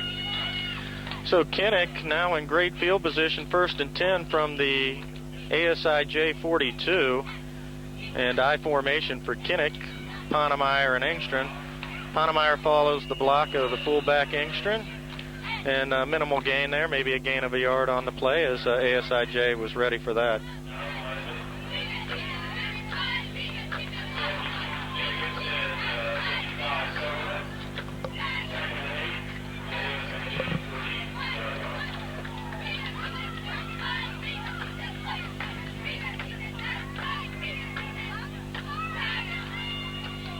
Okay, so Kinnick Red Devils now 2nd down and 9. I formation again to the near side of the field as Tyson to the far side is, looks like Dominic Cleary, 21. That goes nowhere as a loss of a yard on the play as Engstrand is unable to get anything going. That was stopped from the get-go. Yeah. So that's going to bring up a big 3rd down here for Kinnick as they have got to get some points on the board here to counter this touchdown, this latest touchdown by ASIJ. Well, Kinnick, you're right, has to control their fate, and those penalties and turnovers sure have controlled it so far. Jared Fritz to the near side, looking to throw his airs. He's got nowhere to go as he's drugged down and for a huge loss. And in on that tackle is number 72. And Terry Jacobs, he's had a couple of big plays there for ASIJ today. He has. And I'm not sure really what we were hoping to gain out of that, but it didn't come to fruition for sure, whatever it was. It looked like they were trying to roll him out. He didn't have a chance to. Engstrand's going to punt. Back deep is going to be Megling and Nathan Lee. Ooh, bad snap, but you still got it away. And that's going to go out right at the 20-yard line, 23-yard line maybe. And that's going to be where ASIJ will take over with 26 seconds left in the 3rd period of play. Kinnick finds themselves trailing 14-10, and ASIJ with the ball. And this here is the Kanto Plain Championship unfolding right in front of you. Very close game, pretty much a defensive struggle all day. But turnovers very, very costly to Kinnick today. Sure it has been. You know, Fred Young told me, he says this is going to be an extremely different game. Very different from the one you saw before, and it has. And it has. So Nathan Lee had room. Engstrand had to try and get up to him, and it's going to be a gain of about 2 yards on a play as Lee was brought down by Mike Calhoun. However, he's slow getting up, and he may have jammed a finger or something like that. But that's a good gain on the play. Going to bring up 2nd down and 7 yards for the ASIJ Mustangs. And Kinnick really needs to sink in here, Bob, and stop them. They need to get the ball back in their hands on offense to have any shot at this game. That's the end of the 3rd period. 14-10 ASIJ. Kinnick finds themselves in a hole with 1 period left to play. 12 minutes to decide the Kanto Plain. So, Robert, not much really to say other than defense needs to step up here. It's pretty much, you can write the script for yourself at home. Kinnick needs to stop them here and then try and get points somehow from an offense that hasn't been really effective today.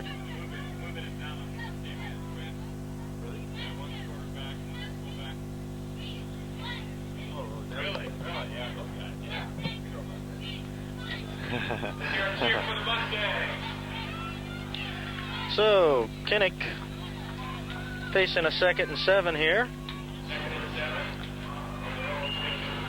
And a first play from scrimmage in the 4th quarter gets underway.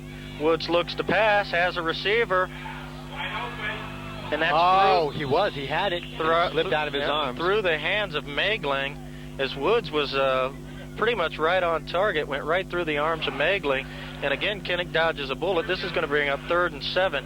And ASIJ just can't sit back and just, sink in here either. They need to try and get points of their own because it's very likely that Kinnick's going to put some more points on the board. Well, 1 touchdown. You don't want to be up by 1 touchdown or less. Mm-hmm. So 11:55 left. It's going to bring up a 3rd and 7.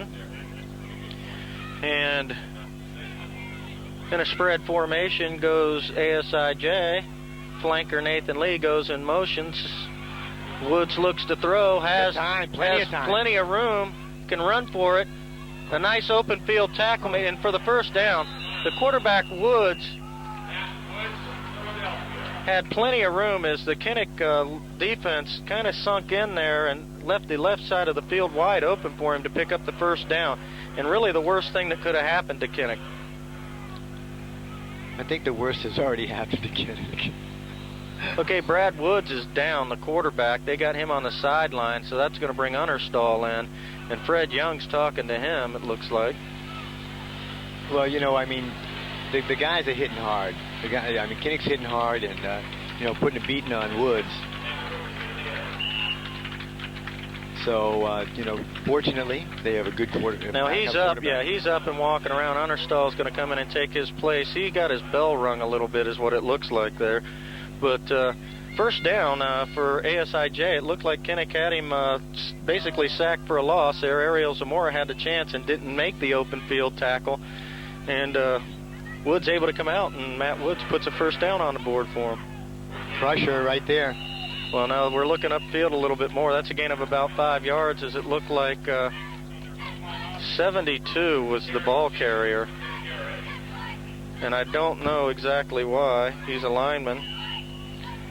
So Terry Jacobs on the carry, gets 5 yards. He's a big individual, so they're probably just trying to use that as a decoy. See him in the backfield again, is lined up in a fullback position. ASIJ is just going to try and run it up the middle, it looks like. He's getting first down, though. Yeah, Caesar Liziola, and that's going to be a first down again for ASIJ as they're putting together some yardage now in big chunks against the Kinnick team that's... Jacobs is bringing a hole right up the middle. Right. And he's just following. So basically, Kinnick needs to just get around that block of Jacobs there and try and... but it's posing a problem because the size of Jacobs is something that Kinnick's not used to seeing in the backfield. So first down. There goes Jacobs with a gain off tackle for about 3 yards. It's still enough. Mm-hmm. I mean, you know, get 3 yards at a time, you're doing pretty good. Second down and 7 yards coming up.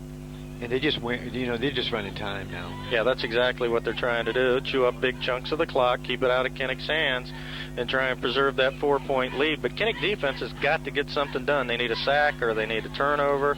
They need to do something to force ASIJ out of this mode. Nice job. Good deception right there as they're changing things up now. Yeah. Liziola is doing a good job, too. He's running off tackle. That's going to bring up a 3rd down and short, and looks like Kinnick wants a timeout. Mike Murphy wants to talk to him, get him over there, shift things around a little bit. So Kinnick definitely has a challenge ahead of him with ASIJ running the ball the way they are and plus being up by 4. Right, 10 minutes left, and they can't afford to give up another score to ASIJ. They've got to get the ball back in their hands. We're going to take a short break as we're going to change the tape. Back to live action here. We needed to change the tape, but Kinnick facing a 3rd down and short here. Mike Murphy calling a timeout to talk to the Kinnick defense, which has been giving yardage up in big chunks here on this ASIJ drive. And the spread formation is ASIJ goes to Jacobs, and Jacobs has a nice opening. He gets up to the 40-yard line and then through. And Kinnick really doesn't have an answer to this guy currently. They're running him. He's a big back. They're running him up the middle, and it's creating some problems. Yeah, but you know what they're going to do? They're going to use that. That's part of the deception here. And they're going to be giving it to Caesar or someone else, too. Mm-hmm. So, I mean, Fred Young got something right now that's working, and he's going to continue. You got a timeout as we got Jacobs has got a cut. Yeah, got to come off if you've got blood. So maybe this will shake things up just a little bit. So they're putting... They're going to bring Nathan Lee back in to substitute for Terry Jacobs, who went off because of his small injury, a cut. And a nice tackle made by Calhoun and also Engstrand is as soon as Caesar got the ball, they pounded him, and that's going to be a loss of about 3 yards on a play and bring up 2nd and 13. Jacobs right back in. And that's what Kinnick needed to do. They needed to stop him on 1st down. They need to hold him here. They have got to get the ball back in their hands. Jacobs came back in now. That's maybe their weapon right now that they're going to use. Understall's the quarterback, and it's about 9:30 left in the game here, and the clock is ticking. ASIJ's been able to, number one, use a lot of time off the clock, and two, put some big 1st downs against Kinnick.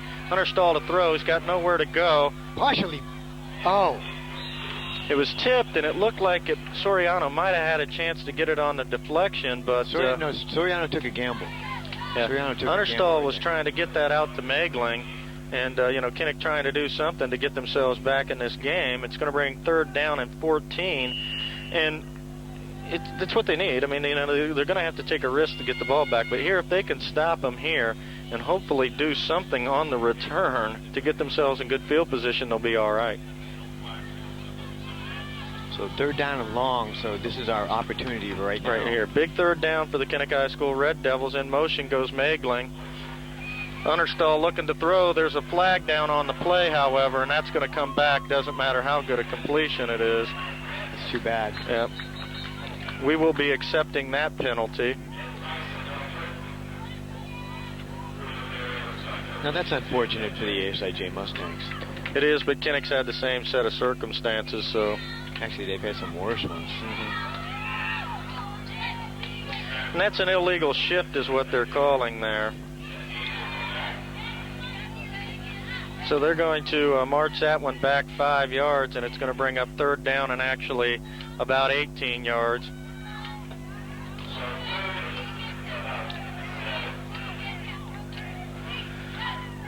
So a break there for Kinnick, as on the pass, Megling had plenty of room, got a 1st down for him. It was called back a legal shift. There's going to be a timeout. Fred Young wants to talk to his troops on this play.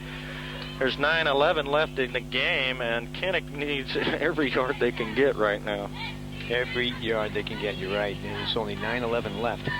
Timeout, and a timeout for an MWR break. MWR break. MWR. We're always there to serve you. If you want a place to go out to eat, you want to go party, you want to have a party, you want to go over and play some games, you want to play darts, you want to, whatever you want, karaoke. What else do we do over the clubs? Oh, we do everything. Like you said, dance lessons, parties, darts, pool tournaments, different nights, different theme nights. Have Mongolian barbecue at all the clubs once a week. Yeah, that's popular. Oh, very popular. The one at the Chiefs Club is got a cult following. See the same people there every week. You're right. Yeah. I mean, my daughter goes over a lot of her friends, or Jesse Orzakowski.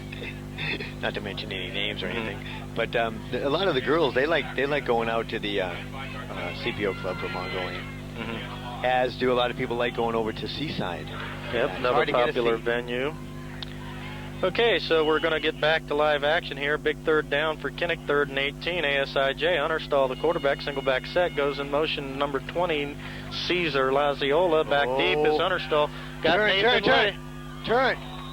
No. That's a bad call. That's a bad call. I know. It's his call, but it's a bad call. That was a bad call. Yeah, that isn't a good call. Huh? Yeah, but he can't put his hands up. He didn't put his hands up. He was running with the ball. He was right there. Yeah, but we do a replay back there. But anyway, we're discussing it and everything. But I think they're gonna say that isn't a penalty. What they're probably looking at calling here is what's called player interference. And in order to get an interference call, the player has to be face guarding the guy, putting his hands up. Richard Ball was just running stride for stride, and it hit him in the back of the head. Right. Right.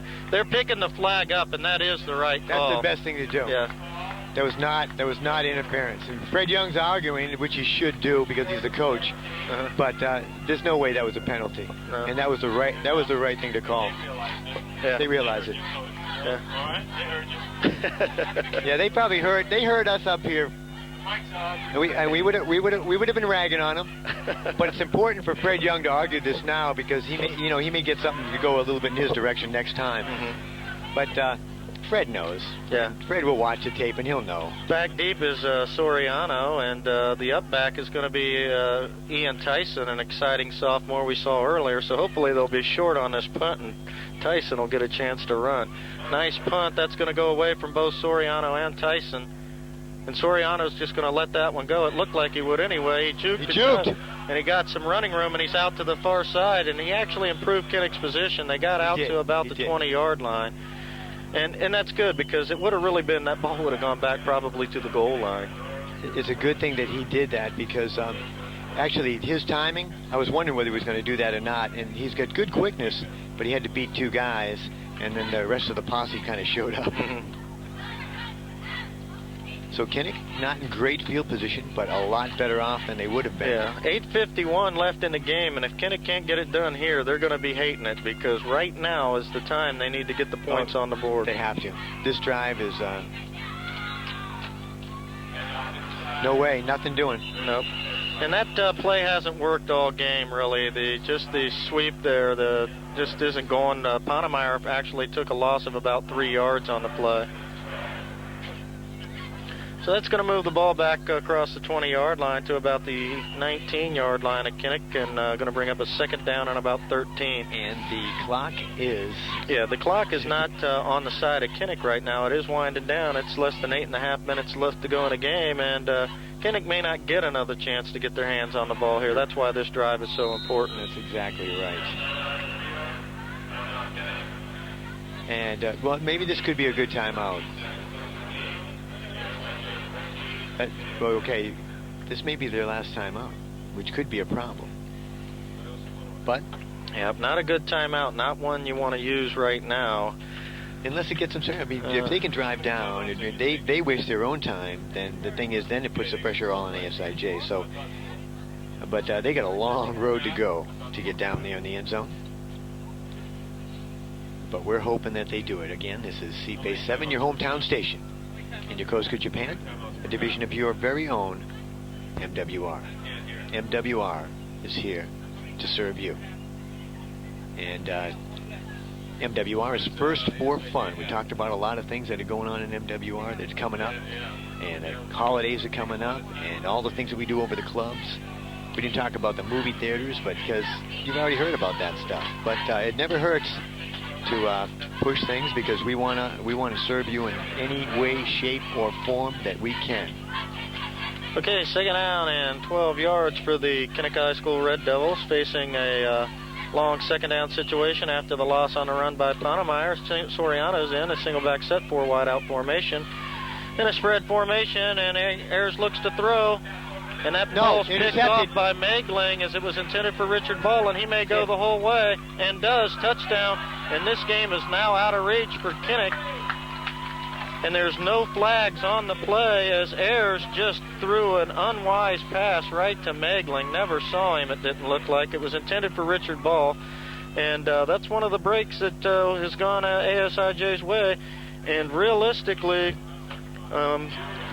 Kinnick had their chances in this game, Bob. It's still time, and you got to stay as completely optimistic as possible. But with the score 20-10, you need 2 scores. We need 2 scores, and actually they need to be 2 touchdowns as well. Can't be a field goal. No. So, and ASIJ given. Did we still get the offside? No, he got back offside. It doesn't matter. The ball's through, and it's good. And 21-10. Scored a 21-10, and Kinnick is going to have to get out of that run offense and get back to throwing the ball. Unfortunately, Ayers' real first attempt at a pass down the middle of the field is picked off. Megling manages to take that back, the speedster for ASIJ. He's a wideout normally. Able to take that back for a touchdown, and you could see pretty much as soon as he picked it off, there was no way anyone was going to reach him. Yeah, everybody was out of position. Yeah, well, they're not out of position so much as that it just, the play was down the field, so all the players were behind the interceptor, and he just had a pretty clear path to the goal line. This looked like Ayers tried to get over there and get him out, but was unable to. I think I could have got in. Okay, so ASIJ... Marty's laughing at me. Come on now, Marty. ASIJ is going to kick off to Kinnick. Kinnick could use a touchdown right here on this return to get him back in would be good. That would be nice. Okay, Megling's going to kick off. He gets that ball down the middle of the field. Oh. And Calhoun falls on it. He stopped it from going beyond him. Yeah, and that's going to be back to it. That's actually Jared Fritz. Excuse me. Fritz actually did a good thing. He stopped the ball from going through, and it gives Kinnick excellent field position at the 44-yard line, 43-yard line. But they're going to have to get something done here right away if they expect to get back in this game. They sure are. Time is winding down. Under 8 minutes to go. Under 8 minutes to go in a game. Ayers is going to go from the loaded gun. This is a more of a pass type of formation. And on first down, it's showing that Kinnick wants to try and get back in this game. Ayers has nowhere to go. He's wrapped up by the jersey and tackled. Goes out of bounds. And the ball comes free. But they're saying it's out of bounds. That's going to be a loss of a yard on the game play. And what Ayers needs to do is get rid of the ball in that situation. He can't hold on to it. We can't take a sack and keep the clock running, number one. So it's going to bring up second down and 11 as a yard loss on the play. 7:48 left on the clock. Kinnick trailing now by 11. And at the 42-yard line, they've got good field position. Certainly got a chance to get something going from here. But they're unable to get the ball down the field, and Ayers really has not had a chance to get out of the backfield because the ASIJ defense is so good. And they're in again, and he's got nowhere to go, and he's looking downfield, throws a nice pass. Yes. That goes it complete, and that's Ian Tyson at the 22-yard line. Comes up with the first down. Ian stretched out for that one and got it, and Kinnick is failing to give up anything here. And that's where you see that, pass play develop. You always got a shot at the guy catching the ball, Well, I think he, had he put that other one up just about 7 yards further, he had a man. The other one that got intercepted. Okay, so Kinnick in good shape here. They're going to go from the loaded gun again, it looks like. Shotgun, actually, and Ayers rolls out trying to find room and has a little out to the far side, throws the ball, and that's in the end zone. Ayers catches the ball, touchdown. No. He was there. He's in there, and they're saying he's out of the end zone. He had his feet down. He had his feet down, but they're saying no catch on the play. It's not a touchdown. And it sure, if we looked at the replay, it sure did look like a touchdown there, so ASIJ dodges a bullet there. Is this the same guy that called the interception? I mean, the passing interference? No. Okay. No, the officials are doing a good job. He wasn't really in the best place to make that call. The person that should have made it is the far side judge, but it looked like he was close. It looked like he was, I'd have to see it on tape, but it doesn't matter. The officials called it. They're doing a good job today. We're not going to take anything away from them. And Ayers is now facing 2nd and 10. I'm not worried about taking anything away from them. I'm worried about getting stuff taken away from Ayers with room, gets out to the 15-yard line, and he stops the clock wisely, gets out at about the 15, right at the 15-yard line. Going to bring up third down and about 4. Yeah. So still a game here as Kinnick deep in the ASIJ end, trying to get something going for themselves. Now the passing game seems to be working for them a little bit, and they're rolling Ayers out, trying to find room for him to get something done. Okay, and a shotgun again is Ayers. 3 wideouts to the near side of the field in formation. Ayers looks to throw again. Pitch, looking for the pitch. And he picks up about 2 yards. It's going to bring up a 4th down on the play, as in on that tackle for ASIJ was number 55, Charles Silverman. And Silverman able to stop him from getting a first down and a nice tackle. So it's going to bring up a 4th down, and this is the game right here for Kinnick. If they can't get this, they've got no shot. 6 minutes and 45 seconds left in the game. And they're going to bring in some speedsters here. Got Dominic Cleary and also Ian Tyson checking in. And it looked like Soriano as well. So they're going to get all the speed they can in there. Hopefully Engstrand and Ayers can get something done here. I formation, Soriano's the deep back. I'm not so sure I would want to throw it. I think you got to. I don't think you've demonstrated that you can get it on the run. Yes. Matt Engstrand. Good job. Good job. I thought he tight-roped over there. I didn't think he stepped out of bounds. It didn't look like it, but you know, the officials down there got a better view, but he stopped the clock, which was important. But a big first down for Kinnick as Engstrom comes up with the reception, and going to bring up 1st and 10 for 1st and goal from the 6-yard line. And Kinnick does need to get this ball in quickly. You know, they need to get it in and get the scores on the board here. Okay, I formation, Ponemeyer and Engstrom. Ayers gets ready to take the snap. Goes to Ponemeyer, who goes nowhere. Great hit by number 77. Number 77, Jason Watabe. Watabe able to get on top of Ponemeyer, who had no shot, and actually a big loss on the play brings it back to the 9-yard line. And the clock is still running. And that ain't good.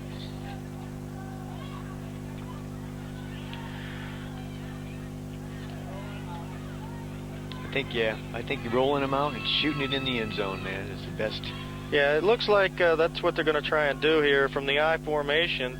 Ayers is set up, takes the snap. He's looking at a timing pattern, and that was intended. It looked like it was intended for Matt Steins possibly, or no, Ian Tyson, and it was basically a nicely designed play. Just didn't get the throw to him. Yeah, but it stops the clock. Well, you don't need the stop clock. Clock stopped here. You need the points. So it's going to bring up 3rd down. Kinnick's got 2 more shots to get it in the end zone here, and they do need to get a score. They're 3rd and goal here. They cannot get a 1st down. Ayers looks to throw. Got a man behind him. Throws it to Calhoun. Calhoun, who gets in. Touchdown. Oh, they're saying he's out just at the goal line. And Mike Calhoun at the 1-inch line. At the 1-inch line is forced out. I just unbelievable.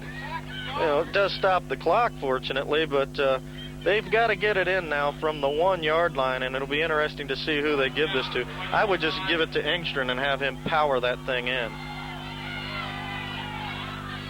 Yeah, this, I mean, still, Kinnick has a battle on their hands. I mean, they really...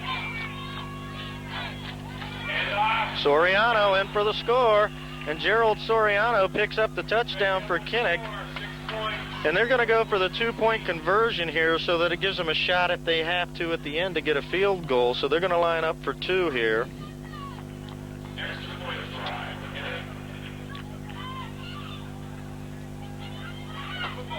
Yeah, it's definitely a football game, that's for sure.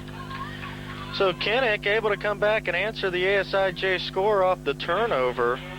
They're going to try and go for 2 points here to try and whittle that lead down to 3. And this is a play that we see a lot of. Kinnick has run this thing many times. Blocked. Ooh, nice block. Knocked down, had a man open. Ariel Zamora was wide open, but ASIJ well defended that, and now Kinnick... Looks like a field goal just isn't going to do it. No, so Kinnick's going to need to answer with the score, but with 5:20 left, they've got their work cut out for them. There's no question about that. Because, you know, ASIJ is going to be pounding that ball up the middle like they did last time. And they were extremely successful with that. So Mike Calhoun looked like he got in for the score, but got it down to the 1-inch line, and then Soriano punches it in, and that gives Kinnick their 3rd score of the day. We need some cheers from our cheerleaders right now. And you know they're going to be looking for the onside kick here. Yeah, they're going to be looking for the onside kick, but I think if you're Coach Stovall, you don't do that, and I'll tell you why. There is enough time left on the clock that you don't need to do that. If you get your defense to stop them, you're going to be in good shape, so don't worry about it. Yeah, but look at this. Oh, okay.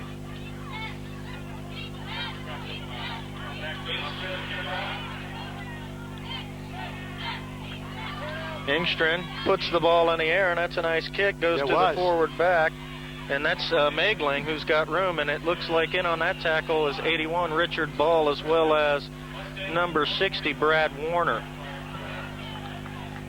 So Warner able to stop Megling, but not before he gets to the 45-yard line, and Kinnick really needs to stop ASIJ here, and ASIJ is going to be in no hurry. They're not going to do anything that's going to stop the clock. They're going to try and chew as much of it up as they can.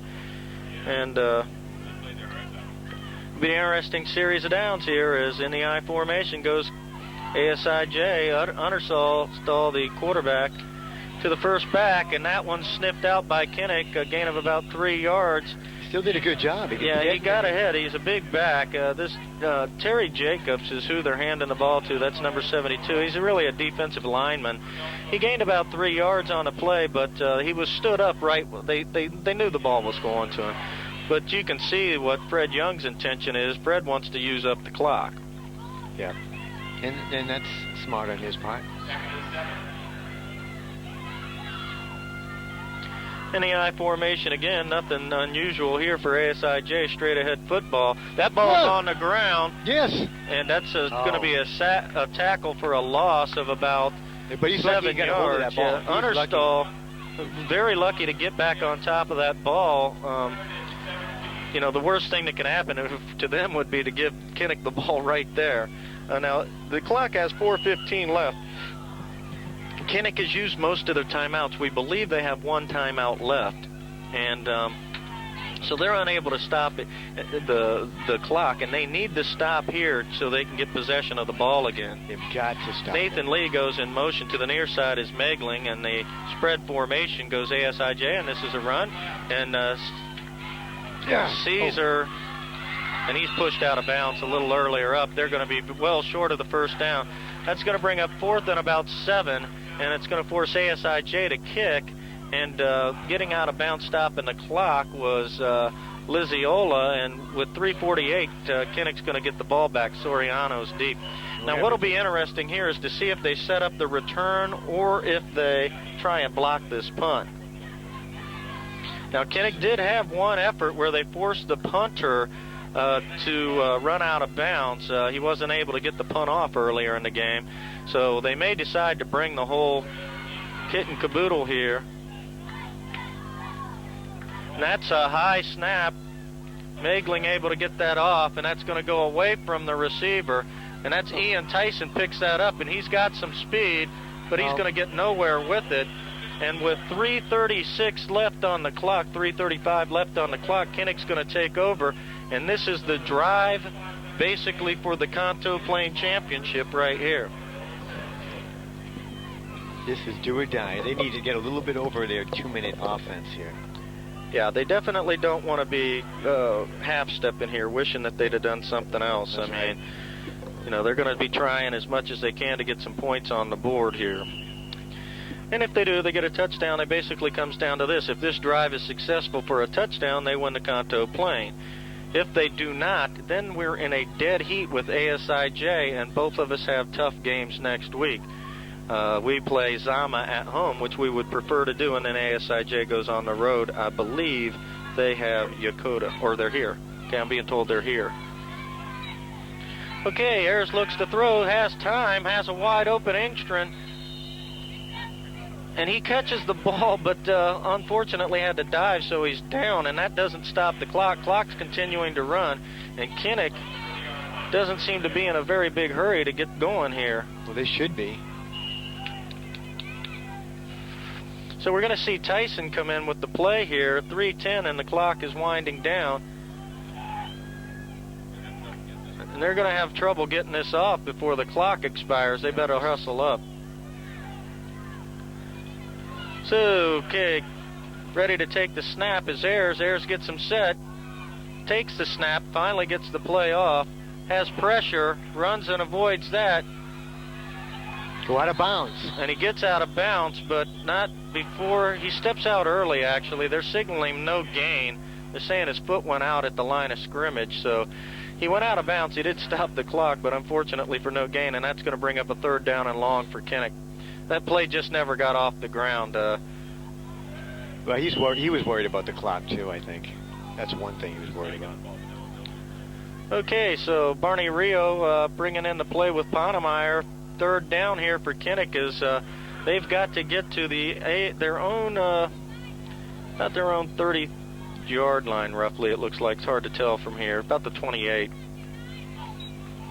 Ayers looks to throw, has Mike Calhoun, Nice and that's job, a Mike reception. Calhoun. And that's going to be a 1st down there. They're going to have to stop the clock there, as that is a 1st down. And that was a really nicely designed play by Calhoun. First down at the 28-yard line with 2:37 to play. Okay, so out goes Calhoun. In comes Richard Ball. And that clock is at 2:32 and running. Kinnick trying to get something going here for the Kanto Plain Championship. They're burning up too much time. They're taking a lot of time here. Ayers is in the shotgun. He's looking to throw. Has a man, Richard Ball, wide open, down to the 40. He got out of bounds. He stepped out of bounds, and Richard Ball down to the 38-yard line, and he almost broke it for a touchdown. Almost. And okay, stay tuned.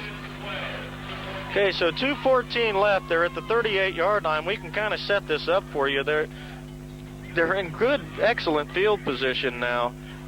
They've got 2 minutes left on the clock, and Ayers is throwing the ball pretty well right now. He is. And, you know, this is very promising. And But here's the thing that they can do now, too. This is the one thing that helps them, is that they can even they can run the ball now, right, if they want to. They don't have to necessarily throw. Yeah, but they're going to throw. Ayers in the loaded gun. He's going to air it out. That's going to be... Stein. Oh, he's there. He's there. Touchdown! Kinnick high school Red Devils. Can you believe it? Can't believe it. No flags on the play, and Kinnick cannot believe it as they load up at the end zone. 2 minutes left. 2 minutes left in the game, and they're going to take the lead 22-21. Just when you think they're out of the game, Daniel Ayers loads up and is able to hit Ian Tyson for a touchdown. A sophomore, we must say, hit him for a touchdown in the end zone. Well, basically right outside the end zone. He breaks free from the tacklers. It looked like the ball was going to be picked off by Nathan Lee. It did. It didn't look like it was going to get near where it needed to be. And Kinnick puts on a masterful performance, but this is not over. Now there's a lot of time left for ASIJ. There sure is. Ayers looking to throw. Has a man. That's picked off, and that's a live ball. They need to stop him, and they get him. And who's got him? Who's got that legs right down there? That 64. Is 64. That is Mark Zamora. Mark Zamora. 22-21. Okay, so scary. Now this is when our defense has come up big all year. This is when the defense has to come up big. Well, here's the other thing too that we got to be careful of is that we've seen number 72 get the ball and be able to go march down the field at will, pretty much. Right. Now this isn't a set of circumstances that's unfamiliar to Kinnick. At Massawa, Kinnick also had to stop Massawa late in the game to preserve the victory, and incredibly they were able to, but here is a big play for ASIJ. And one of the things ASIJ is not going to be able to do is they're not going to be able to run the ball either. That's right. They're down on timeouts as well. So it'll be interesting to see how Fred Young approaches this. But Ayers really airing that ball out. Ayers just I mean, nailed. Is this a football game? Yeah, it's a football game. Now, I tell you what, I had my doubts looking at the offense in the first 3 quarters whether or not they could come back for 2 scores, but they did, and I personally am amazed. Okay, and this is going to be Megling, and he's got room, and they got to get up on him. Who's got him? They got him at the 40-yard line, and they're trying to strip the ball out. And so that looked like, number one, it was Ian Tyson, but also down there was Ray Ponemeyer. Okay, so we're going to set it up for you here from the 40-yard line as ASIJ is going to take over with a minute 50 left in the game. And, Can we hang on? Can we hang on here? Yeah, I think We're not nervous. Are you nervous? No, I think I'll... This stuff doesn't get to us. Yes. We don't get excited about it. Yeah, I about jumped off the roof when they got that touchdown, so I know I get excited. Marty's the one that doesn't get excited. Is he cool? This guy is Mr. Ice Cube over here. Okay, now we got to set this up for you here. Oh! Look at this! Yes! Look at this! Yes, a big sack for a loss. As coming through, it looks like 24, Ariel Zamora is able to put, it looked like it was, I want to say it was number 8 was the carrier, which is Megling. And it was. Megling was the carrier, and the clock is running 128, and it doesn't look like ASIJ is going to do a whole lot to stop it. Well, they're not going to stop the clock. Second down and 20 for ASIJ. Having to throw now is Understall, and that's going to be underthrown. It's picked up by Ian Tyson, who's going to go down to the 30, and he's out of bounds. And Kinnick High School Red Devils come up with a huge interception. Is he the MVP? He's my MVP now. There's no doubt about it. Hey, Marty, who's the MVP? He's shaking his head. He says, Tyson. That's the knockout punch by Tyson. He's back in the heavyweight division now. So we got a nickname for him. We're going to call him Iron Mike Tyson. His name's Ian, but we're changing it. Iron Mike Tyson with a knockout blow, a touchdown, and an interception. And you can just tell ASIJ just can't believe what's going on here. No. They cannot believe it. And Kinnick comes up big. This one here is a no-brainer here. This is kneel down and take the snap. That stops the clock. All over the place. Yeah, that's what they don't want to do, is stop the clock, and they end up doing it. But it was a first down, so it doesn't matter. Clock wasn't running, but it's going to back them up 5 yards. But they're going to kneel down. Now I'll tell you what, I've seen a lot of football games in my life, but this comeback is probably one of the better comebacks I've ever seen, high school, college, or. That's right. The fat lady didn't sing yet. Did it? Okay, now that's a timeout. ASIJ forced to take these timeouts now to try and get some chance back on the clock. But let's talk about this kid who's a sophomore. Comes in today. No one expects him to do a whole lot. I mean, we don't know anything about the guy. So, yeah, his dad works for Subgroup 7. As a matter of fact, his dad's over there, he was up here with us, and I asked, hey, why aren't you up here with us? But he's down there. He's focused on his son. He's got to be super proud right now. Your son is our MVP, yeah, Mr. Tyson. We're picking him, and here you go. I mean, this is the one thing that you just can't believe it. I mean, 22-21, I mean, a close game, and let's, tip our hats to ASIJ. This game isn't over yet, but it soon will be.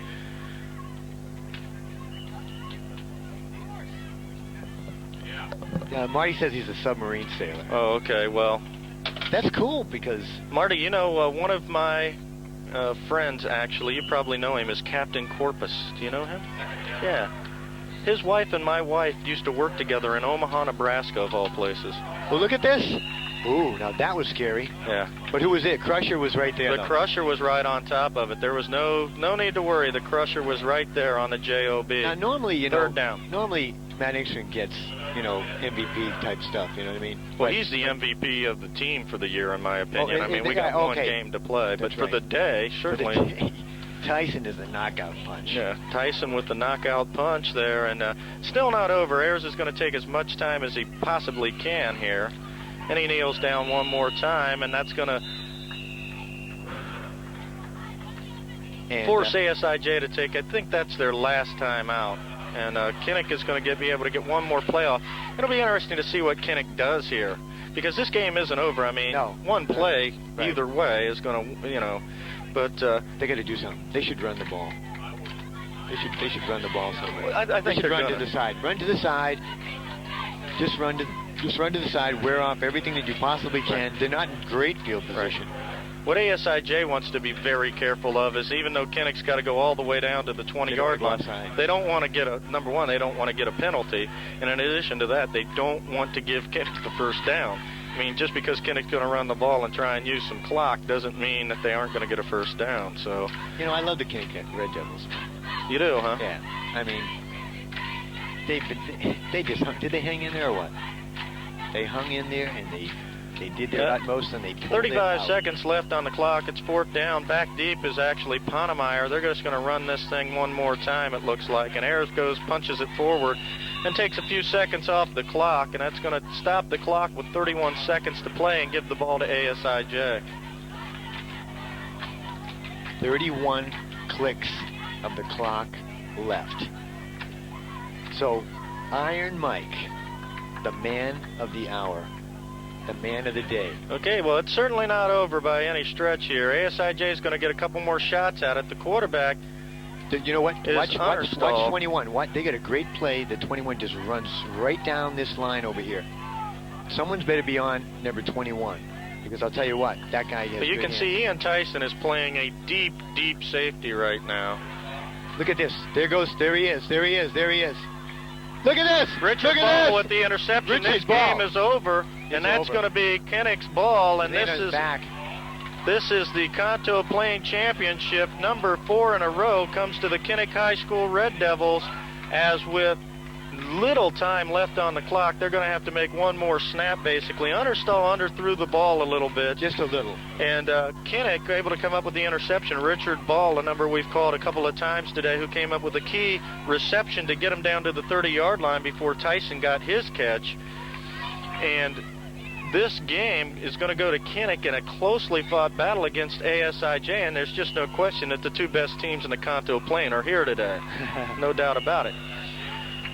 So that's going to be the victory for the Kinnick High School Red Devils. I don't believe they have to run another play. I guess they got a timeout there. No, not yet. It's running. It's running. The clock is running, and that's it. Well, Fred you know, Young's going to go over and shake hands with Coach Robert Stovall. This game's over. Your Kinnick High School Red Devils, the 1998 Kanto Plain champions, come out today and get down huge in the second half, come back with 2 late scores with under 8 minutes to go. They were down 2 touchdowns. Come back and get them on a couple of really nice pass plays, and they win the Kanto Plain Championship 4 years in a row. Congratulations. Thank you very much. And for all of the people that are watching this at home, this has been one of the hardest fought championships you'll see.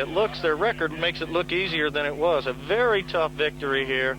And it'll be interesting to see that we got Camp Zama at home. It's going to give a chance for everybody to come out and support the Devils one more time. That's right. Please come out and support your Devils. 4 championships in a row, 4 Kanto Plain championships in a row, and that's something that's just really unprecedented, especially with the PCSing and things that go on here in the Kanto Plain. It sure is. And you know what? Fred Young predicted this game that he said we're not going to be the same. He says we're going to be, fighting you tooth and nail. And if you get this victory, you're going to earn it. Believe me. Okay, well, we're going to go down there and try and celebrate with the players a little bit, but for now, this is Rob Riegel saying so long, and congratulations to the Kinnick High School, NILC Kinnick High School Red Devils football team with their 4th consecutive Kanto Plain football championship, won here today on C-Phase 7, a division of your MWR. Good night, folks. Thanks, Marty.